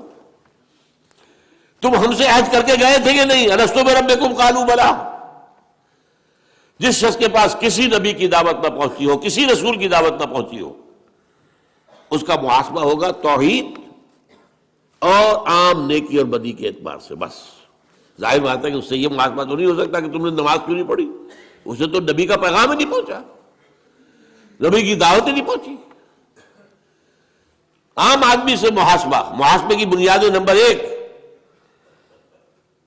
لقد خلقنا الانسان من نطفة امشاج نبتلیہ فجعلناہ سمیعا بصیرا۔ ہم نے انسان کو ملے جلے نطفے سے پیدا کیا تاکہ اسے آزمائیں، تو ہم نے اسے سماعت دی، بصارت دی، اس سے آگے بڑھ کر عقل دی، فؤاد دیے۔ ان السمع والبصر والفؤاد کل اولئک کان عنہ مسئولا، ان سب کے بارے میں محاسبہ ہوگا۔ پھر تمہارے اندر وَنَفْسٍ وَمَا سَوَّاهَا فَأَلْهَمَهَا فُجُورَهَا وَتَقْوَاهَا، یہ جو ہمارا نفس ہے، سب سے نچلا جو حصہ، یہ بھی انسانی نفس جو ہے وہ عام حیوانی نفس کی طرح نہیں ہے۔ انسانی نفس کے اندر نیکی اور بدی کا شعور پیدا کر دیا گیا ہے۔ ہر انسان جانتا ہے بنیادی طور پر کہ جھوٹ بولنا برا ہے، سچ بولنا اچھا ہے۔ کون نہیں جانتا؟ یہ بیسک موریلٹی ہے۔ اس لیے قرآن نیکیوں کو کہتا ہے معروف، جو لوگوں کے نزدیک پہچان والی شے ہے، پہچان میں آتی ہے، اچھی شے ہے۔ اور منکر وہ جس سے کہ انسان کی طبیعت ابا کرے، نفرت کرے، وہ منکر ہے، لیکن فطرت انسان میں موجود ہے۔ وَنَفْسٍ وَمَا سَوَّاهَا فَأَلْهَمَهَا فُجُورَهَا وَتَقْوَاهَا، پھر تمہارے اندر ہماری وہ روح تھی موجود، اس روح کے اندر اللہ کی معرفت بھی موجود ہے، ڈورمنٹ ہے، سوئی ہوئی ہے، اللہ کی محبت بھی ہے، خوابیدہ ہے۔ اس کو بیدار کرنے کے لیے اللہ تعالیٰ کی طرف سے جو کلام ربانی کی بارش اس پر ہوتی ہے، جب غذا ملتی ہے روح کو کلام ربانی کی، تو پھر اس کے اندر کی صلاحیتیں ابھرتی ہیں۔ ان چیزوں کی بنیاد پر محاسبہ آخرت ہوگا، لیکن اللہ تعالیٰ نے اس میں اتمام کیا ہے، تکمیل کی ہے، اتمام حجت کیا ہے، قطع عذر کیا ہے شہادت کے ذریعے سے۔ وہ کیا ہے؟ نبیوں کے بھیجنے کا سلسلہ، کتابوں کے بھیجنے کا سلسلہ، وحی کے بھیجنے کا سلسلہ۔ نبی خیر کی دعوت دیتے رہیں گے، بدی سے روکتے رہیں گے، خیر کو اجاگر کریں گے، بدی کی بھی پہچان اور بڑھا دیں گے تمہارے اندر۔ یہ کام گویا کہ امتحان آسان ہو گیا، یہ میڈ ایزی والی سیریز سمجھیے۔ نہ آتی نبوت تب بھی امتحان تھا، خلق الموت والحیات لیبلوکم ایکم احسن عملا۔ اور ہو سکتا ہے کہ کوئی انسان، بہت انسان ایسے دنیا میں رہے ہوں جن کے پاس کسی نبی اور کسی رسول کا پیغام پہنچا ہی نہ ہو، تو ان کا بھی محاسبہ تو ہوگا۔ وہ جو انہیں سمع و بصر کی صلاحیت دی، عقل و خرد کی صلاحیت دی، نیکی بدی کی پہچان دی، روح کے اندر اپنی معرفت رکھی، روح کے اندر اپنی محبت رکھی، ان 5 چیزوں کی بنیاد پر every human being is responsible, accountable on the day of judgment۔ لیکن جب نبی آ گئے، ان کے اندر مکمل انسانیت کی ایک سیرت اور صورت بھی نظر آ گئی، اس اخلاق کا پیکر، اس سیرت و کردار کا مجسمہ بھی سب سامنے آ گیا، وحی کی دعوت بھی سامنے آ گئی۔ اس نے جو ہے روح کے اندر جو چیزیں چھپی ہوئی، دبی ہوئی تھی، انہیں اجاگر کیا۔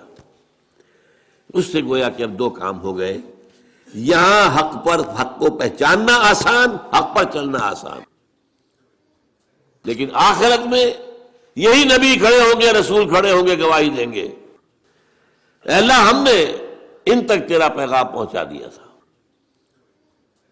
Now they are responsible۔ They are accountable. یہ جواب دہ ہیں. اب یہ نہیں کہہ سکتے کہ انہیں پیغام پہنچا ہی نہیں. دیکھیے بات کو سمجھیے. اگر کسی ایسی شے پر مواخذہ کیا جائے جس کے ان تک بات پہنچی ہی نہیں ہو تو وہ تو حجت ہو جائے گی لوگوں کے پاس. اللہ کیسے, ہمیں تو یہ بات پہنچائی نہیں گئی, ہاؤ کم, آج ہم سے جواب طلبی کیسے ہو رہی ہے. بلکہ اس میں آگے بڑھ کر میں بات بتا رہا ہوں. دیکھیے حضور کا جو آخری خطبہ تھا, خطبہ حجۃ الوداع, اس کے اختتام پر آپ نے اپنی دعوت کے جو اہم نکات تھے ان کو خوب کھول کھول کر دوبارہ آخری مرتبہ بیان کیا. اور مجمع تھا 1.25 لاکھ کا. جسٹ امیجن, اس وقت آج سے 1400 برس پہلے 1.25 لاکھ. اور حضور ایک ایک لفظ 3 مرتبہ بول رہے تھے. لاؤڈ اسپیکر تو تھا نہیں. کچھ لوگ ادھر کھڑے ہیں, اس سے آگے لوگ کھڑے, تو آپ نے ادھر رک کر کے کہا, اس نے آگے بولا, اس نے اس سے آگے بولا, تو 1 لاکھ تک پہنچایا. اس طریقے سے 3 دفعہ. پھر سامنے آپ نے رک کر کے وہی بات کہی, پھر بائیں طرف رک کر کے وہی بات کہی. جب آپ کا خطبہ ختم ہو گیا تو آپ نے ایک سوال کیا, الا هل بلغت, لوگوں میں نے پہنچا دیا یا نہیں. اور حیرت ہوتی ہے کہ اس کے جواب میں صحابہ نے 4 باتیں کہی. عام طور پر صحابہ کا جو انداز ہوتا تھا, حضور جب پوچھتے تھے کوئی سوال تو عام طور پر کہتے تھے اللہ و رسولہ عالم. یہ جو چنبلے قسم کے شاگرد ہوتے ہیں, کبھی جو اساتذہ کے اوپر بھی اپنا روب گاڑنا چاہتے ہیں, تو وہ تو جلد بولیں گے اپنی, تاکہ ذہانت کا ثبوت ہو جائے. لیکن حضور کے وہ شاگرد بہت مؤدب لوگ تھے, اللہ و رسولہ عالم. پھر آپ دوبارہ پوچھتے تھے تو پھر جیسی بات بھی ذہن میں آئی کہہ دیتے تھے. آپ نے سوال کیا اتدرون من المفلس, کون ہے تمہارے خیال میں مفلس کون ہے؟ اللہ و رسولہ عالم. آپ نے پھر دوبارہ پوچھا, پھر بتایا المفلس عندنا من لا درہم لہ ولا دینار. مفلس تو ہم اسی کو سمجھتے ہیں جس کے پاس درہم نہیں, دینار نہیں. پھر آپ نے اپنی بات بتائی, وہ میں اس وقت نہیں بیان کر رہا. تو میں یہ کہہ رہا تھا کہ عام طور پر صحابہ کا جواب ہوتا تھا اللہ و رسول عالم. یہاں وہ بھی سمجھ گئے تھے کہ یہ حضور یہ کیوں پوچھ رہے. ایک رسپانسبلٹی تھی جو آئی تھی, جس کو سورہ مزمل میں کہا تھا انا سنلقی علیک قولا ثقیلا, ہم آپ پر ایک بڑا بھاری بوجھ ڈالنے والے ہیں. وہ کندھوں پر آیا تھا, جس کے لیے تنبیہ بھی آ گئی سورہ مائدہ میں, یا ایھا الرسول بلغ ما انزل الیک من ربک وَإِن لَمْ تَفْعَلْ فَمَا بَلَّغْتَ رِسَالَتَهُ. اے رسول پہنچا دو جو کچھ بھی نازل ہوا ہے آپ پر آپ کے رب کی طرف سے, اور اگر ایسا نہ کیا تو رسالت کا حق ادا نہیں ہوگا. آپ دیکھتے ہیں قرآن مجید میں وہ آیات بھی ہم پڑھتے ہیں جن میں بظاہر حضور سے کچھ اظہار ناراضگی اللہ نے کیا ہے, اظہار خفگی کیا ہے, یا کسی چیز پر روکا ہے, ٹوکا. میں زیادہ سخت لفظ نہیں بولنا چاہتا, حالانکہ الفاظ بڑے سخت ہیں. یا ایھا النبی لم تحرم ما احل اللہ لک تبتغی مرضات ازواجک. اے نبی کیوں حرام ٹھہرا رہے ہو اپنے اوپر وہ شے جو اللہ نے حلال کی ہے اپنی بیویوں کی رضا جوئی کے لیے. کتنی سخت بات ہے. عبس وتولی ان جاءہ الاعمی وما یدریک لعلہ یزکیٰ. ایک پیر صاحب ہیں ملتان کے, انہوں نے تو مجھے باقاعدہ پیغام بھیجا کہ آپ جب یہ آیتیں پڑھا کریں ترجمہ نہ کیا کریں. میں حیران ہوا کہ قرآن مجید کی آیات ہے, جب ہمیں پڑھنے کے حکم ہے ہم تو اس میں سے کسی چیز کو نہیں, آیات پڑھ دیا کریں, ترجمہ نہ کیا کرتے, اس لیے کہ اس میں حضور کی توہین آتی ہے. تو میں سمجھتا ہوں کہ جتنا بھی آدمی ادب سے بات کر سکے, لیکن ہمیں یہ قرآن مجید جیسا کہ حضور نے پہنچا دیا ہمیں, تو ہم اس میں سے کوئی کمی بیشی کرنے والے کون ہیں. عبداللہ ابن ام مکتوم رضی اللہ تعالیٰ عنہ اندھے تھے, وہ حضور کی خدمت میں حاضر ہوئے. اس وقت حضور کے پاس سرداران قریش کی ایک جماعت جمع تھی, گفتگو ہو رہی تھی. اب یہ بیچارے نابینا, انہیں کیا پتہ کون لوگ جمع, یہ بار بار دخل دے رہے ہیں, حضور کو اپنی طرف متوجہ کرنا چاہ رہے ہیں. حضور کو ناگوار گزرا, آپ کے ماتھے پر بل پڑ گئے. عبس وتولی, اس نے تیوری چڑھا لی, ماتھے پر بل پڑ گئے. ان جاءہ الاعمی, اس لیے کہ اس کے پاس ایک اندھا آیا تھا.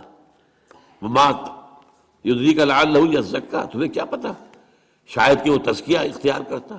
اور یذکر فتنفعہ الذکریٰ، یا اسے نصیحت مل جاتی آپ کی گفتگو سے اور وہ نصیحت اسے مفید ہوتی۔ اما من استغنا فانت لہ تصدی، جو استغنا کرتے ہیں، ابا کرتے ہیں، پیٹھ موڑتے ہیں، آپ ان کے پیچھے لگے ہوئے، ان کے پیچھے پڑے ہوئے۔ وما علیک اللہ یزکیٰ، اگر وہ نہیں تزکیہ اختیار کر رہے تو آپ پر کوئی الزام نہیں ہے۔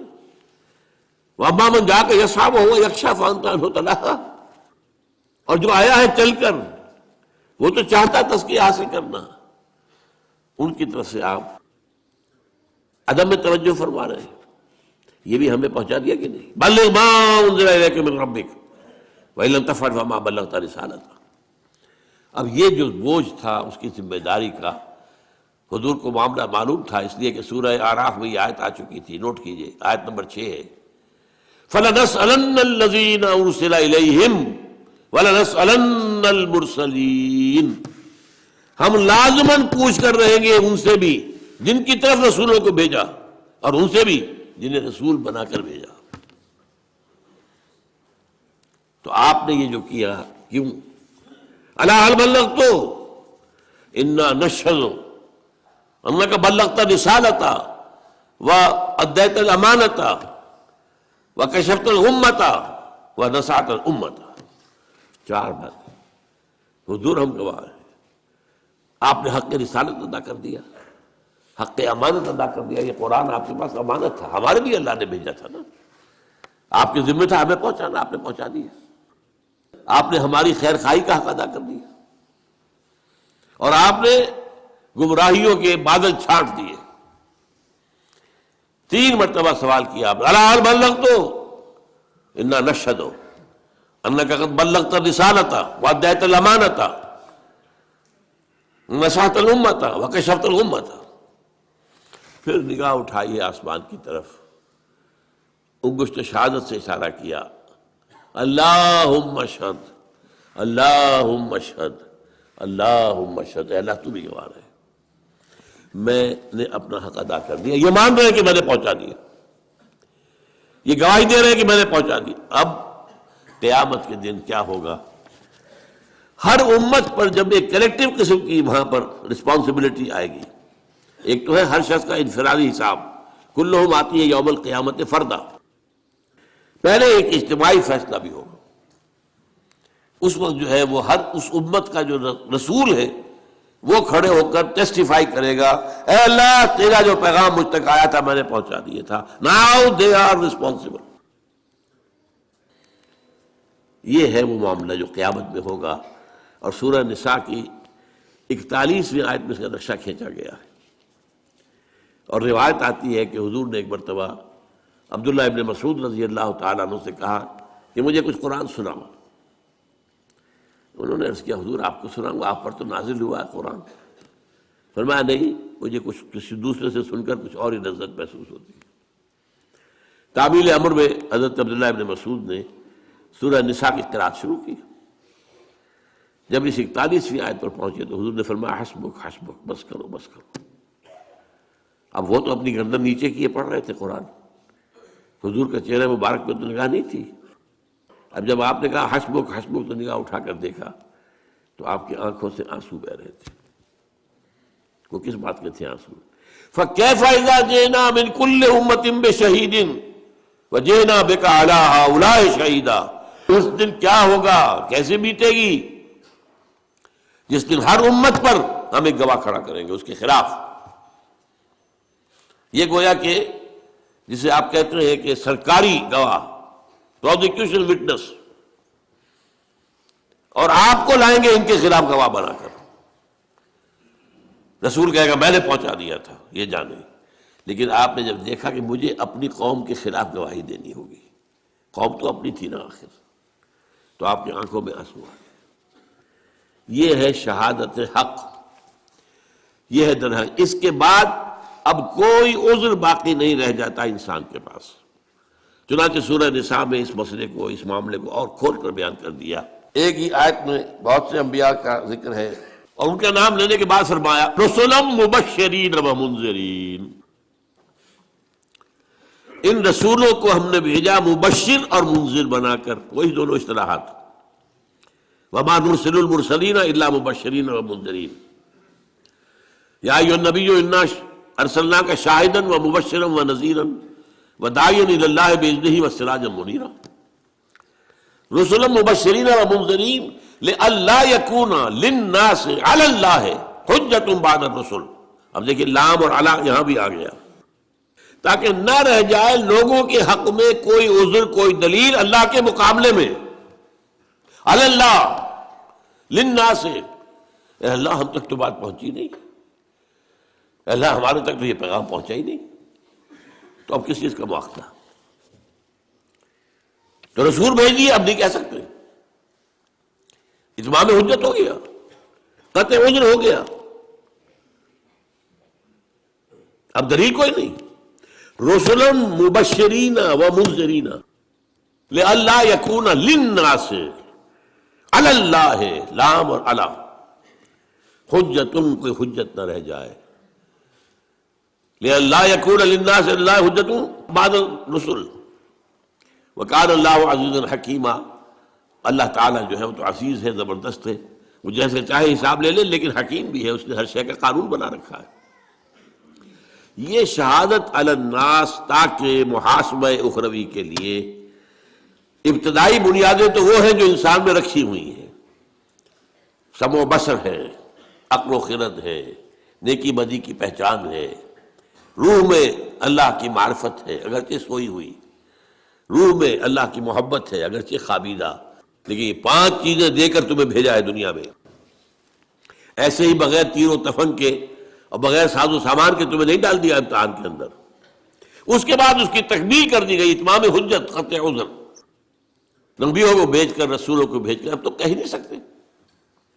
رسلا مبشرین ومنذرین لئلا یکون للناس علی اللہ حجۃ بعد الرسل وکان اللہ عزیزا حکیما. اب آخری بات، حضور پر نبوت ختم، اب یہ کام کون کرے گا؟ انسان تو ختم نہیں ہوئے، یہ کام اب کون کرے گا؟ پہلے کیا تھا؟ ایک رسول کی دعوت لوگوں نے بھلا دی، اللہ نے اور رسول بھیج دیا، اور اگر تعلیمات کے اندر کوئی نقص کر دیا تھا ان کی اصلاح کر دی. اب جب سلسلہ بند ہو گیا اب کیا ہوگا؟ یہ ہے وہ اہم نکتہ جو آپ کی اور میری ذمہ داری بات بتاتا ہے. حضور کے انتقال کے بعد اور آپ پر ختم نبوت کے بعد اب یہ ذمہ داری بحیثیت مجموعی پوری امت مسلمہ کی ہے. اب ہمارے کندھوں پر آ گیا وہ بوجھ جو حضور نے اپنا وہ کہہ کر گواہی لے کر الا هل بلغت، تو گواہی لے کر کندھے کا بوجھ جو تھا وہ اتر کر امت کے کندھے پر آ گیا. یہ مضمون قرآن میں 2 دفعہ آیا. سورہ حج کی آخری آیت ہے، اے مسلمانوں جاہدوا فی اللہ حق جہادہ. اور کس لیے یہ جہاد کرنا ہے تمہیں؟ لیکون الرسول شہیدا علیکم، تاکہ رسول تو گواہی دیں گے تمہارے خلاف، وتکونوا شہداء علی الناس، اور تمہیں بننا ہے گواہ لوگوں کے خلاف. یہ ہے تا قیام قیامت. میں کہا کرتا ہوں سمجھانے کے لیے، یہ امت کا فریضہ رسالت ہے. دیکھیے حضور کی زندگی میں بھی جہاں آپ خود تبلیغ کرتے تھے، صحابہ نہیں کرتے تھے. حضرت ابوبکر رضی اللہ تعالیٰ عنہ کی دعوت پر عشرہ مبشرہ میں سے 6 چوٹی کے صحابہ وہ حضرت ابوبکر کی دعوت پر ایمان لائے. تو دعوت دینے والے کون؟ Abu Bakr, but on behalf of Muhammad صلی اللہ علیہ وسلم. یہ دعوت جو ہے تبلیغ حضور ہی کی جانب سے ہو رہی ہے بذریعہ ابوبکر رضی اللہ تعالیٰ. اسی طرح ایک مرتبہ عید کے ایک اجتماع میں حضور نے حضرت عمر سے کہا کہ تم جا کر میری طرف سے فلاں فلاں باتیں خواتین کو بتا دو. آپ نے وہاں جا کر کہا انی رسول اللہ صلی اللہ علیہ وسلم، میں اللہ کے رسول کا رسول ہوں. یہاں پیغامبر کے معنی میں آیا، حضور کا پیغام پہنچانے آیا ہوں. انی رسول اللہ ہے. یہی لفظ حضور نے استعمال کیا معاذ بن جبل کے لیے رضی اللہ تعالیٰ عنہ، جب انہیں یمن کا گورنر بنا کر بھیج رہے تھے، وہ پوچھا کیا کرو گے، کوئی معاملہ پیش آیا کیسے طے کرو گے؟ کہا کہ میں پہلے قرآن میں دیکھوں گا، اگر قرآن میں وہ بات نہ ملے تو پھر میں آپ کی سنت اور حدیث میں دیکھوں گا، وہاں بھی نہ ملے تو کیا کروں، ثم اجتہد، پھر میں کوشش کروں گا اپنی سی کہ صحیح رائے تک پہنچ جاؤں، اجتہاد کروں گا۔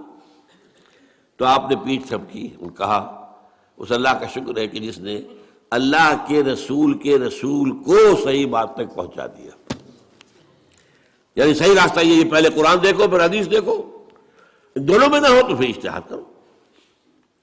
تو یہ کام جو ہے اب امت بحیثیت مجموعی اب رسالت کے اس سلسلے میں لنک کر دی گئی ہے۔ لِيَكُونَ الرَّسُولُ شَهِيدًا عَلَيْكُمْ وَتَكُونُوا شُهَدَاءَ عَلَى النَّاسِ، یہ تو سورہ حج کے اندر آیا ہے، اور سورہ بقرہ کے اندر کیا آیت آئی ہے؟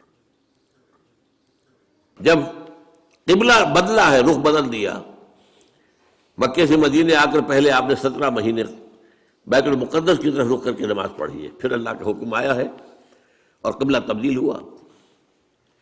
یہ بڑا ایک اہم واقعہ تھا جس پر بہت چہبے گوئی بھی ہوئی، لوگوں نے مذاق بھی اڑائے، اچھے عجیب یہ رسول ہے، نبی ہے جن کا قبلہ ہی معین نہیں ہے، پہلے شمال تھا اب جنوب ہو گیا۔ خیر وہ ایک علیحدہ مسئلہ ہے، میں نے تفصیل سے بحث کی ہے، جو میرا منتخب نصاب کا درس نمبر 2 ہے آیا بر، اس کے تمہید کے طور پر میں نے اس مسئلے پر پوری گفتگو کی۔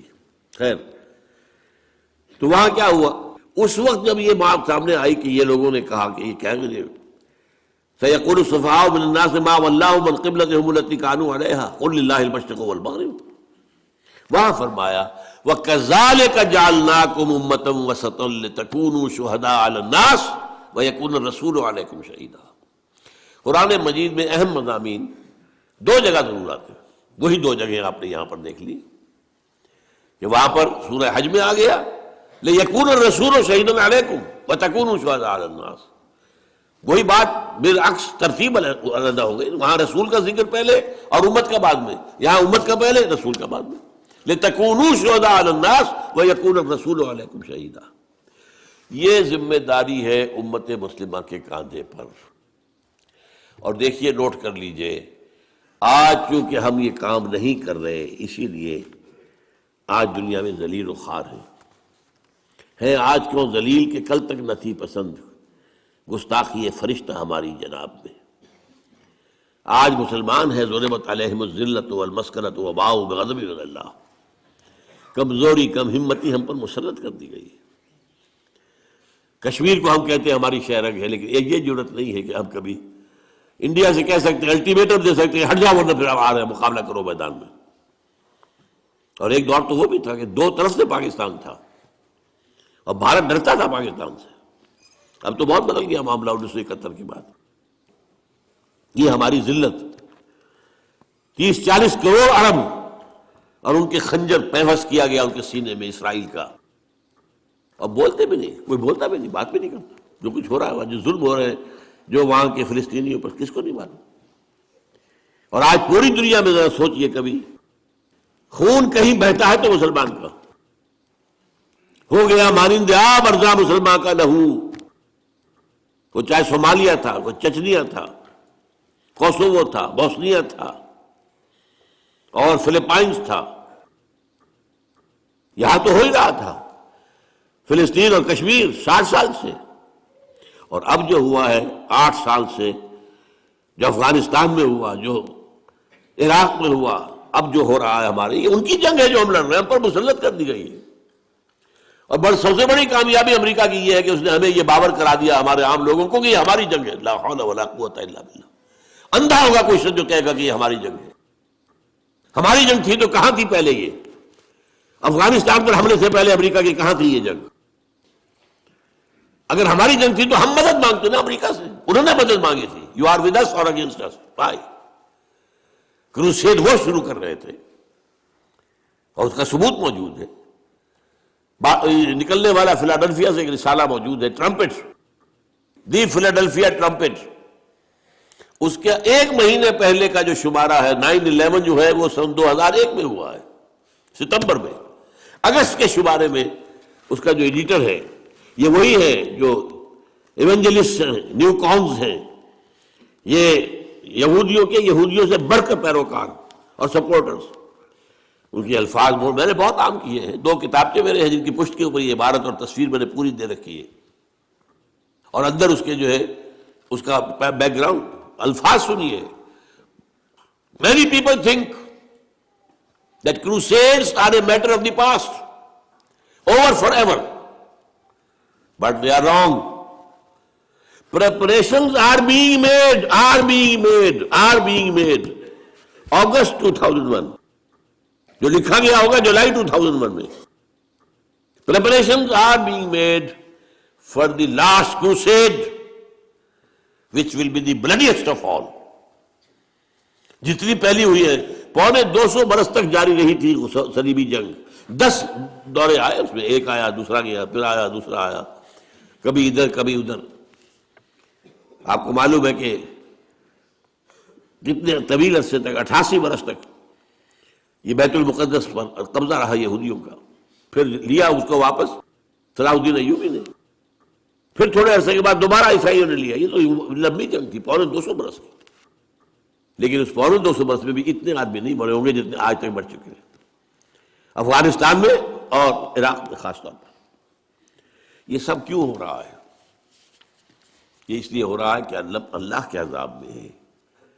شہادت علی الناس کا تقاضا تھا کہ ہم دنیا میں اللہ کا دین قائم کر کے دکھاتے دنیا کو اور دعوت دیتے، come and see with your own eyes this is the دین آف اللہ. کم اینڈ سی.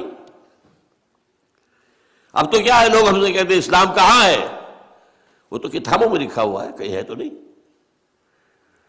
ہاں مذہب ہے، نماز ہے، روزہ ہے، حج ہے، زکوٰۃ ہے، اس سے کسی کو کوئی تکلیف نہیں ہوتی. ان کا نظام انٹیکٹ رہے. انگریز کو کیا تکلیف تھی ہماری نماز پڑھنے سے؟ کچھ بھی نہیں. امریکہ کو کیا تکلیف ہے؟ وہاں ہم گئے ہیں، لوگ گئے ہیں مسلمان، انہوں نے مسجدیں بنا لی ہیں، چرچ خریدے ہیں اور سینیگاگز خریدے ہیں اور انہوں نے مسجد بنا لیا ہے. انہوں نے نہیں روکا. مذہب سے کوئی جنگ ہی نہیں ہے ان کی. جنگ ہے اسلامی نظام سے.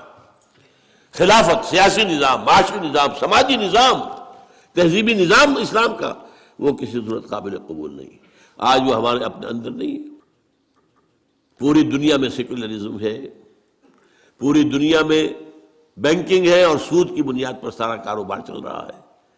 اور جو کچھ بے حیائی وغیرہ کا معاملہ ابھی ہمارے ہاں عالم اسلام میں کچھ کم تھا، جو تیزی کے ساتھ اب جو بڑھ رہا ہے معاملہ، معلوم ہوتا ہے کہ وہ کمی بھی ہم جلدی پوری کر دیں گے.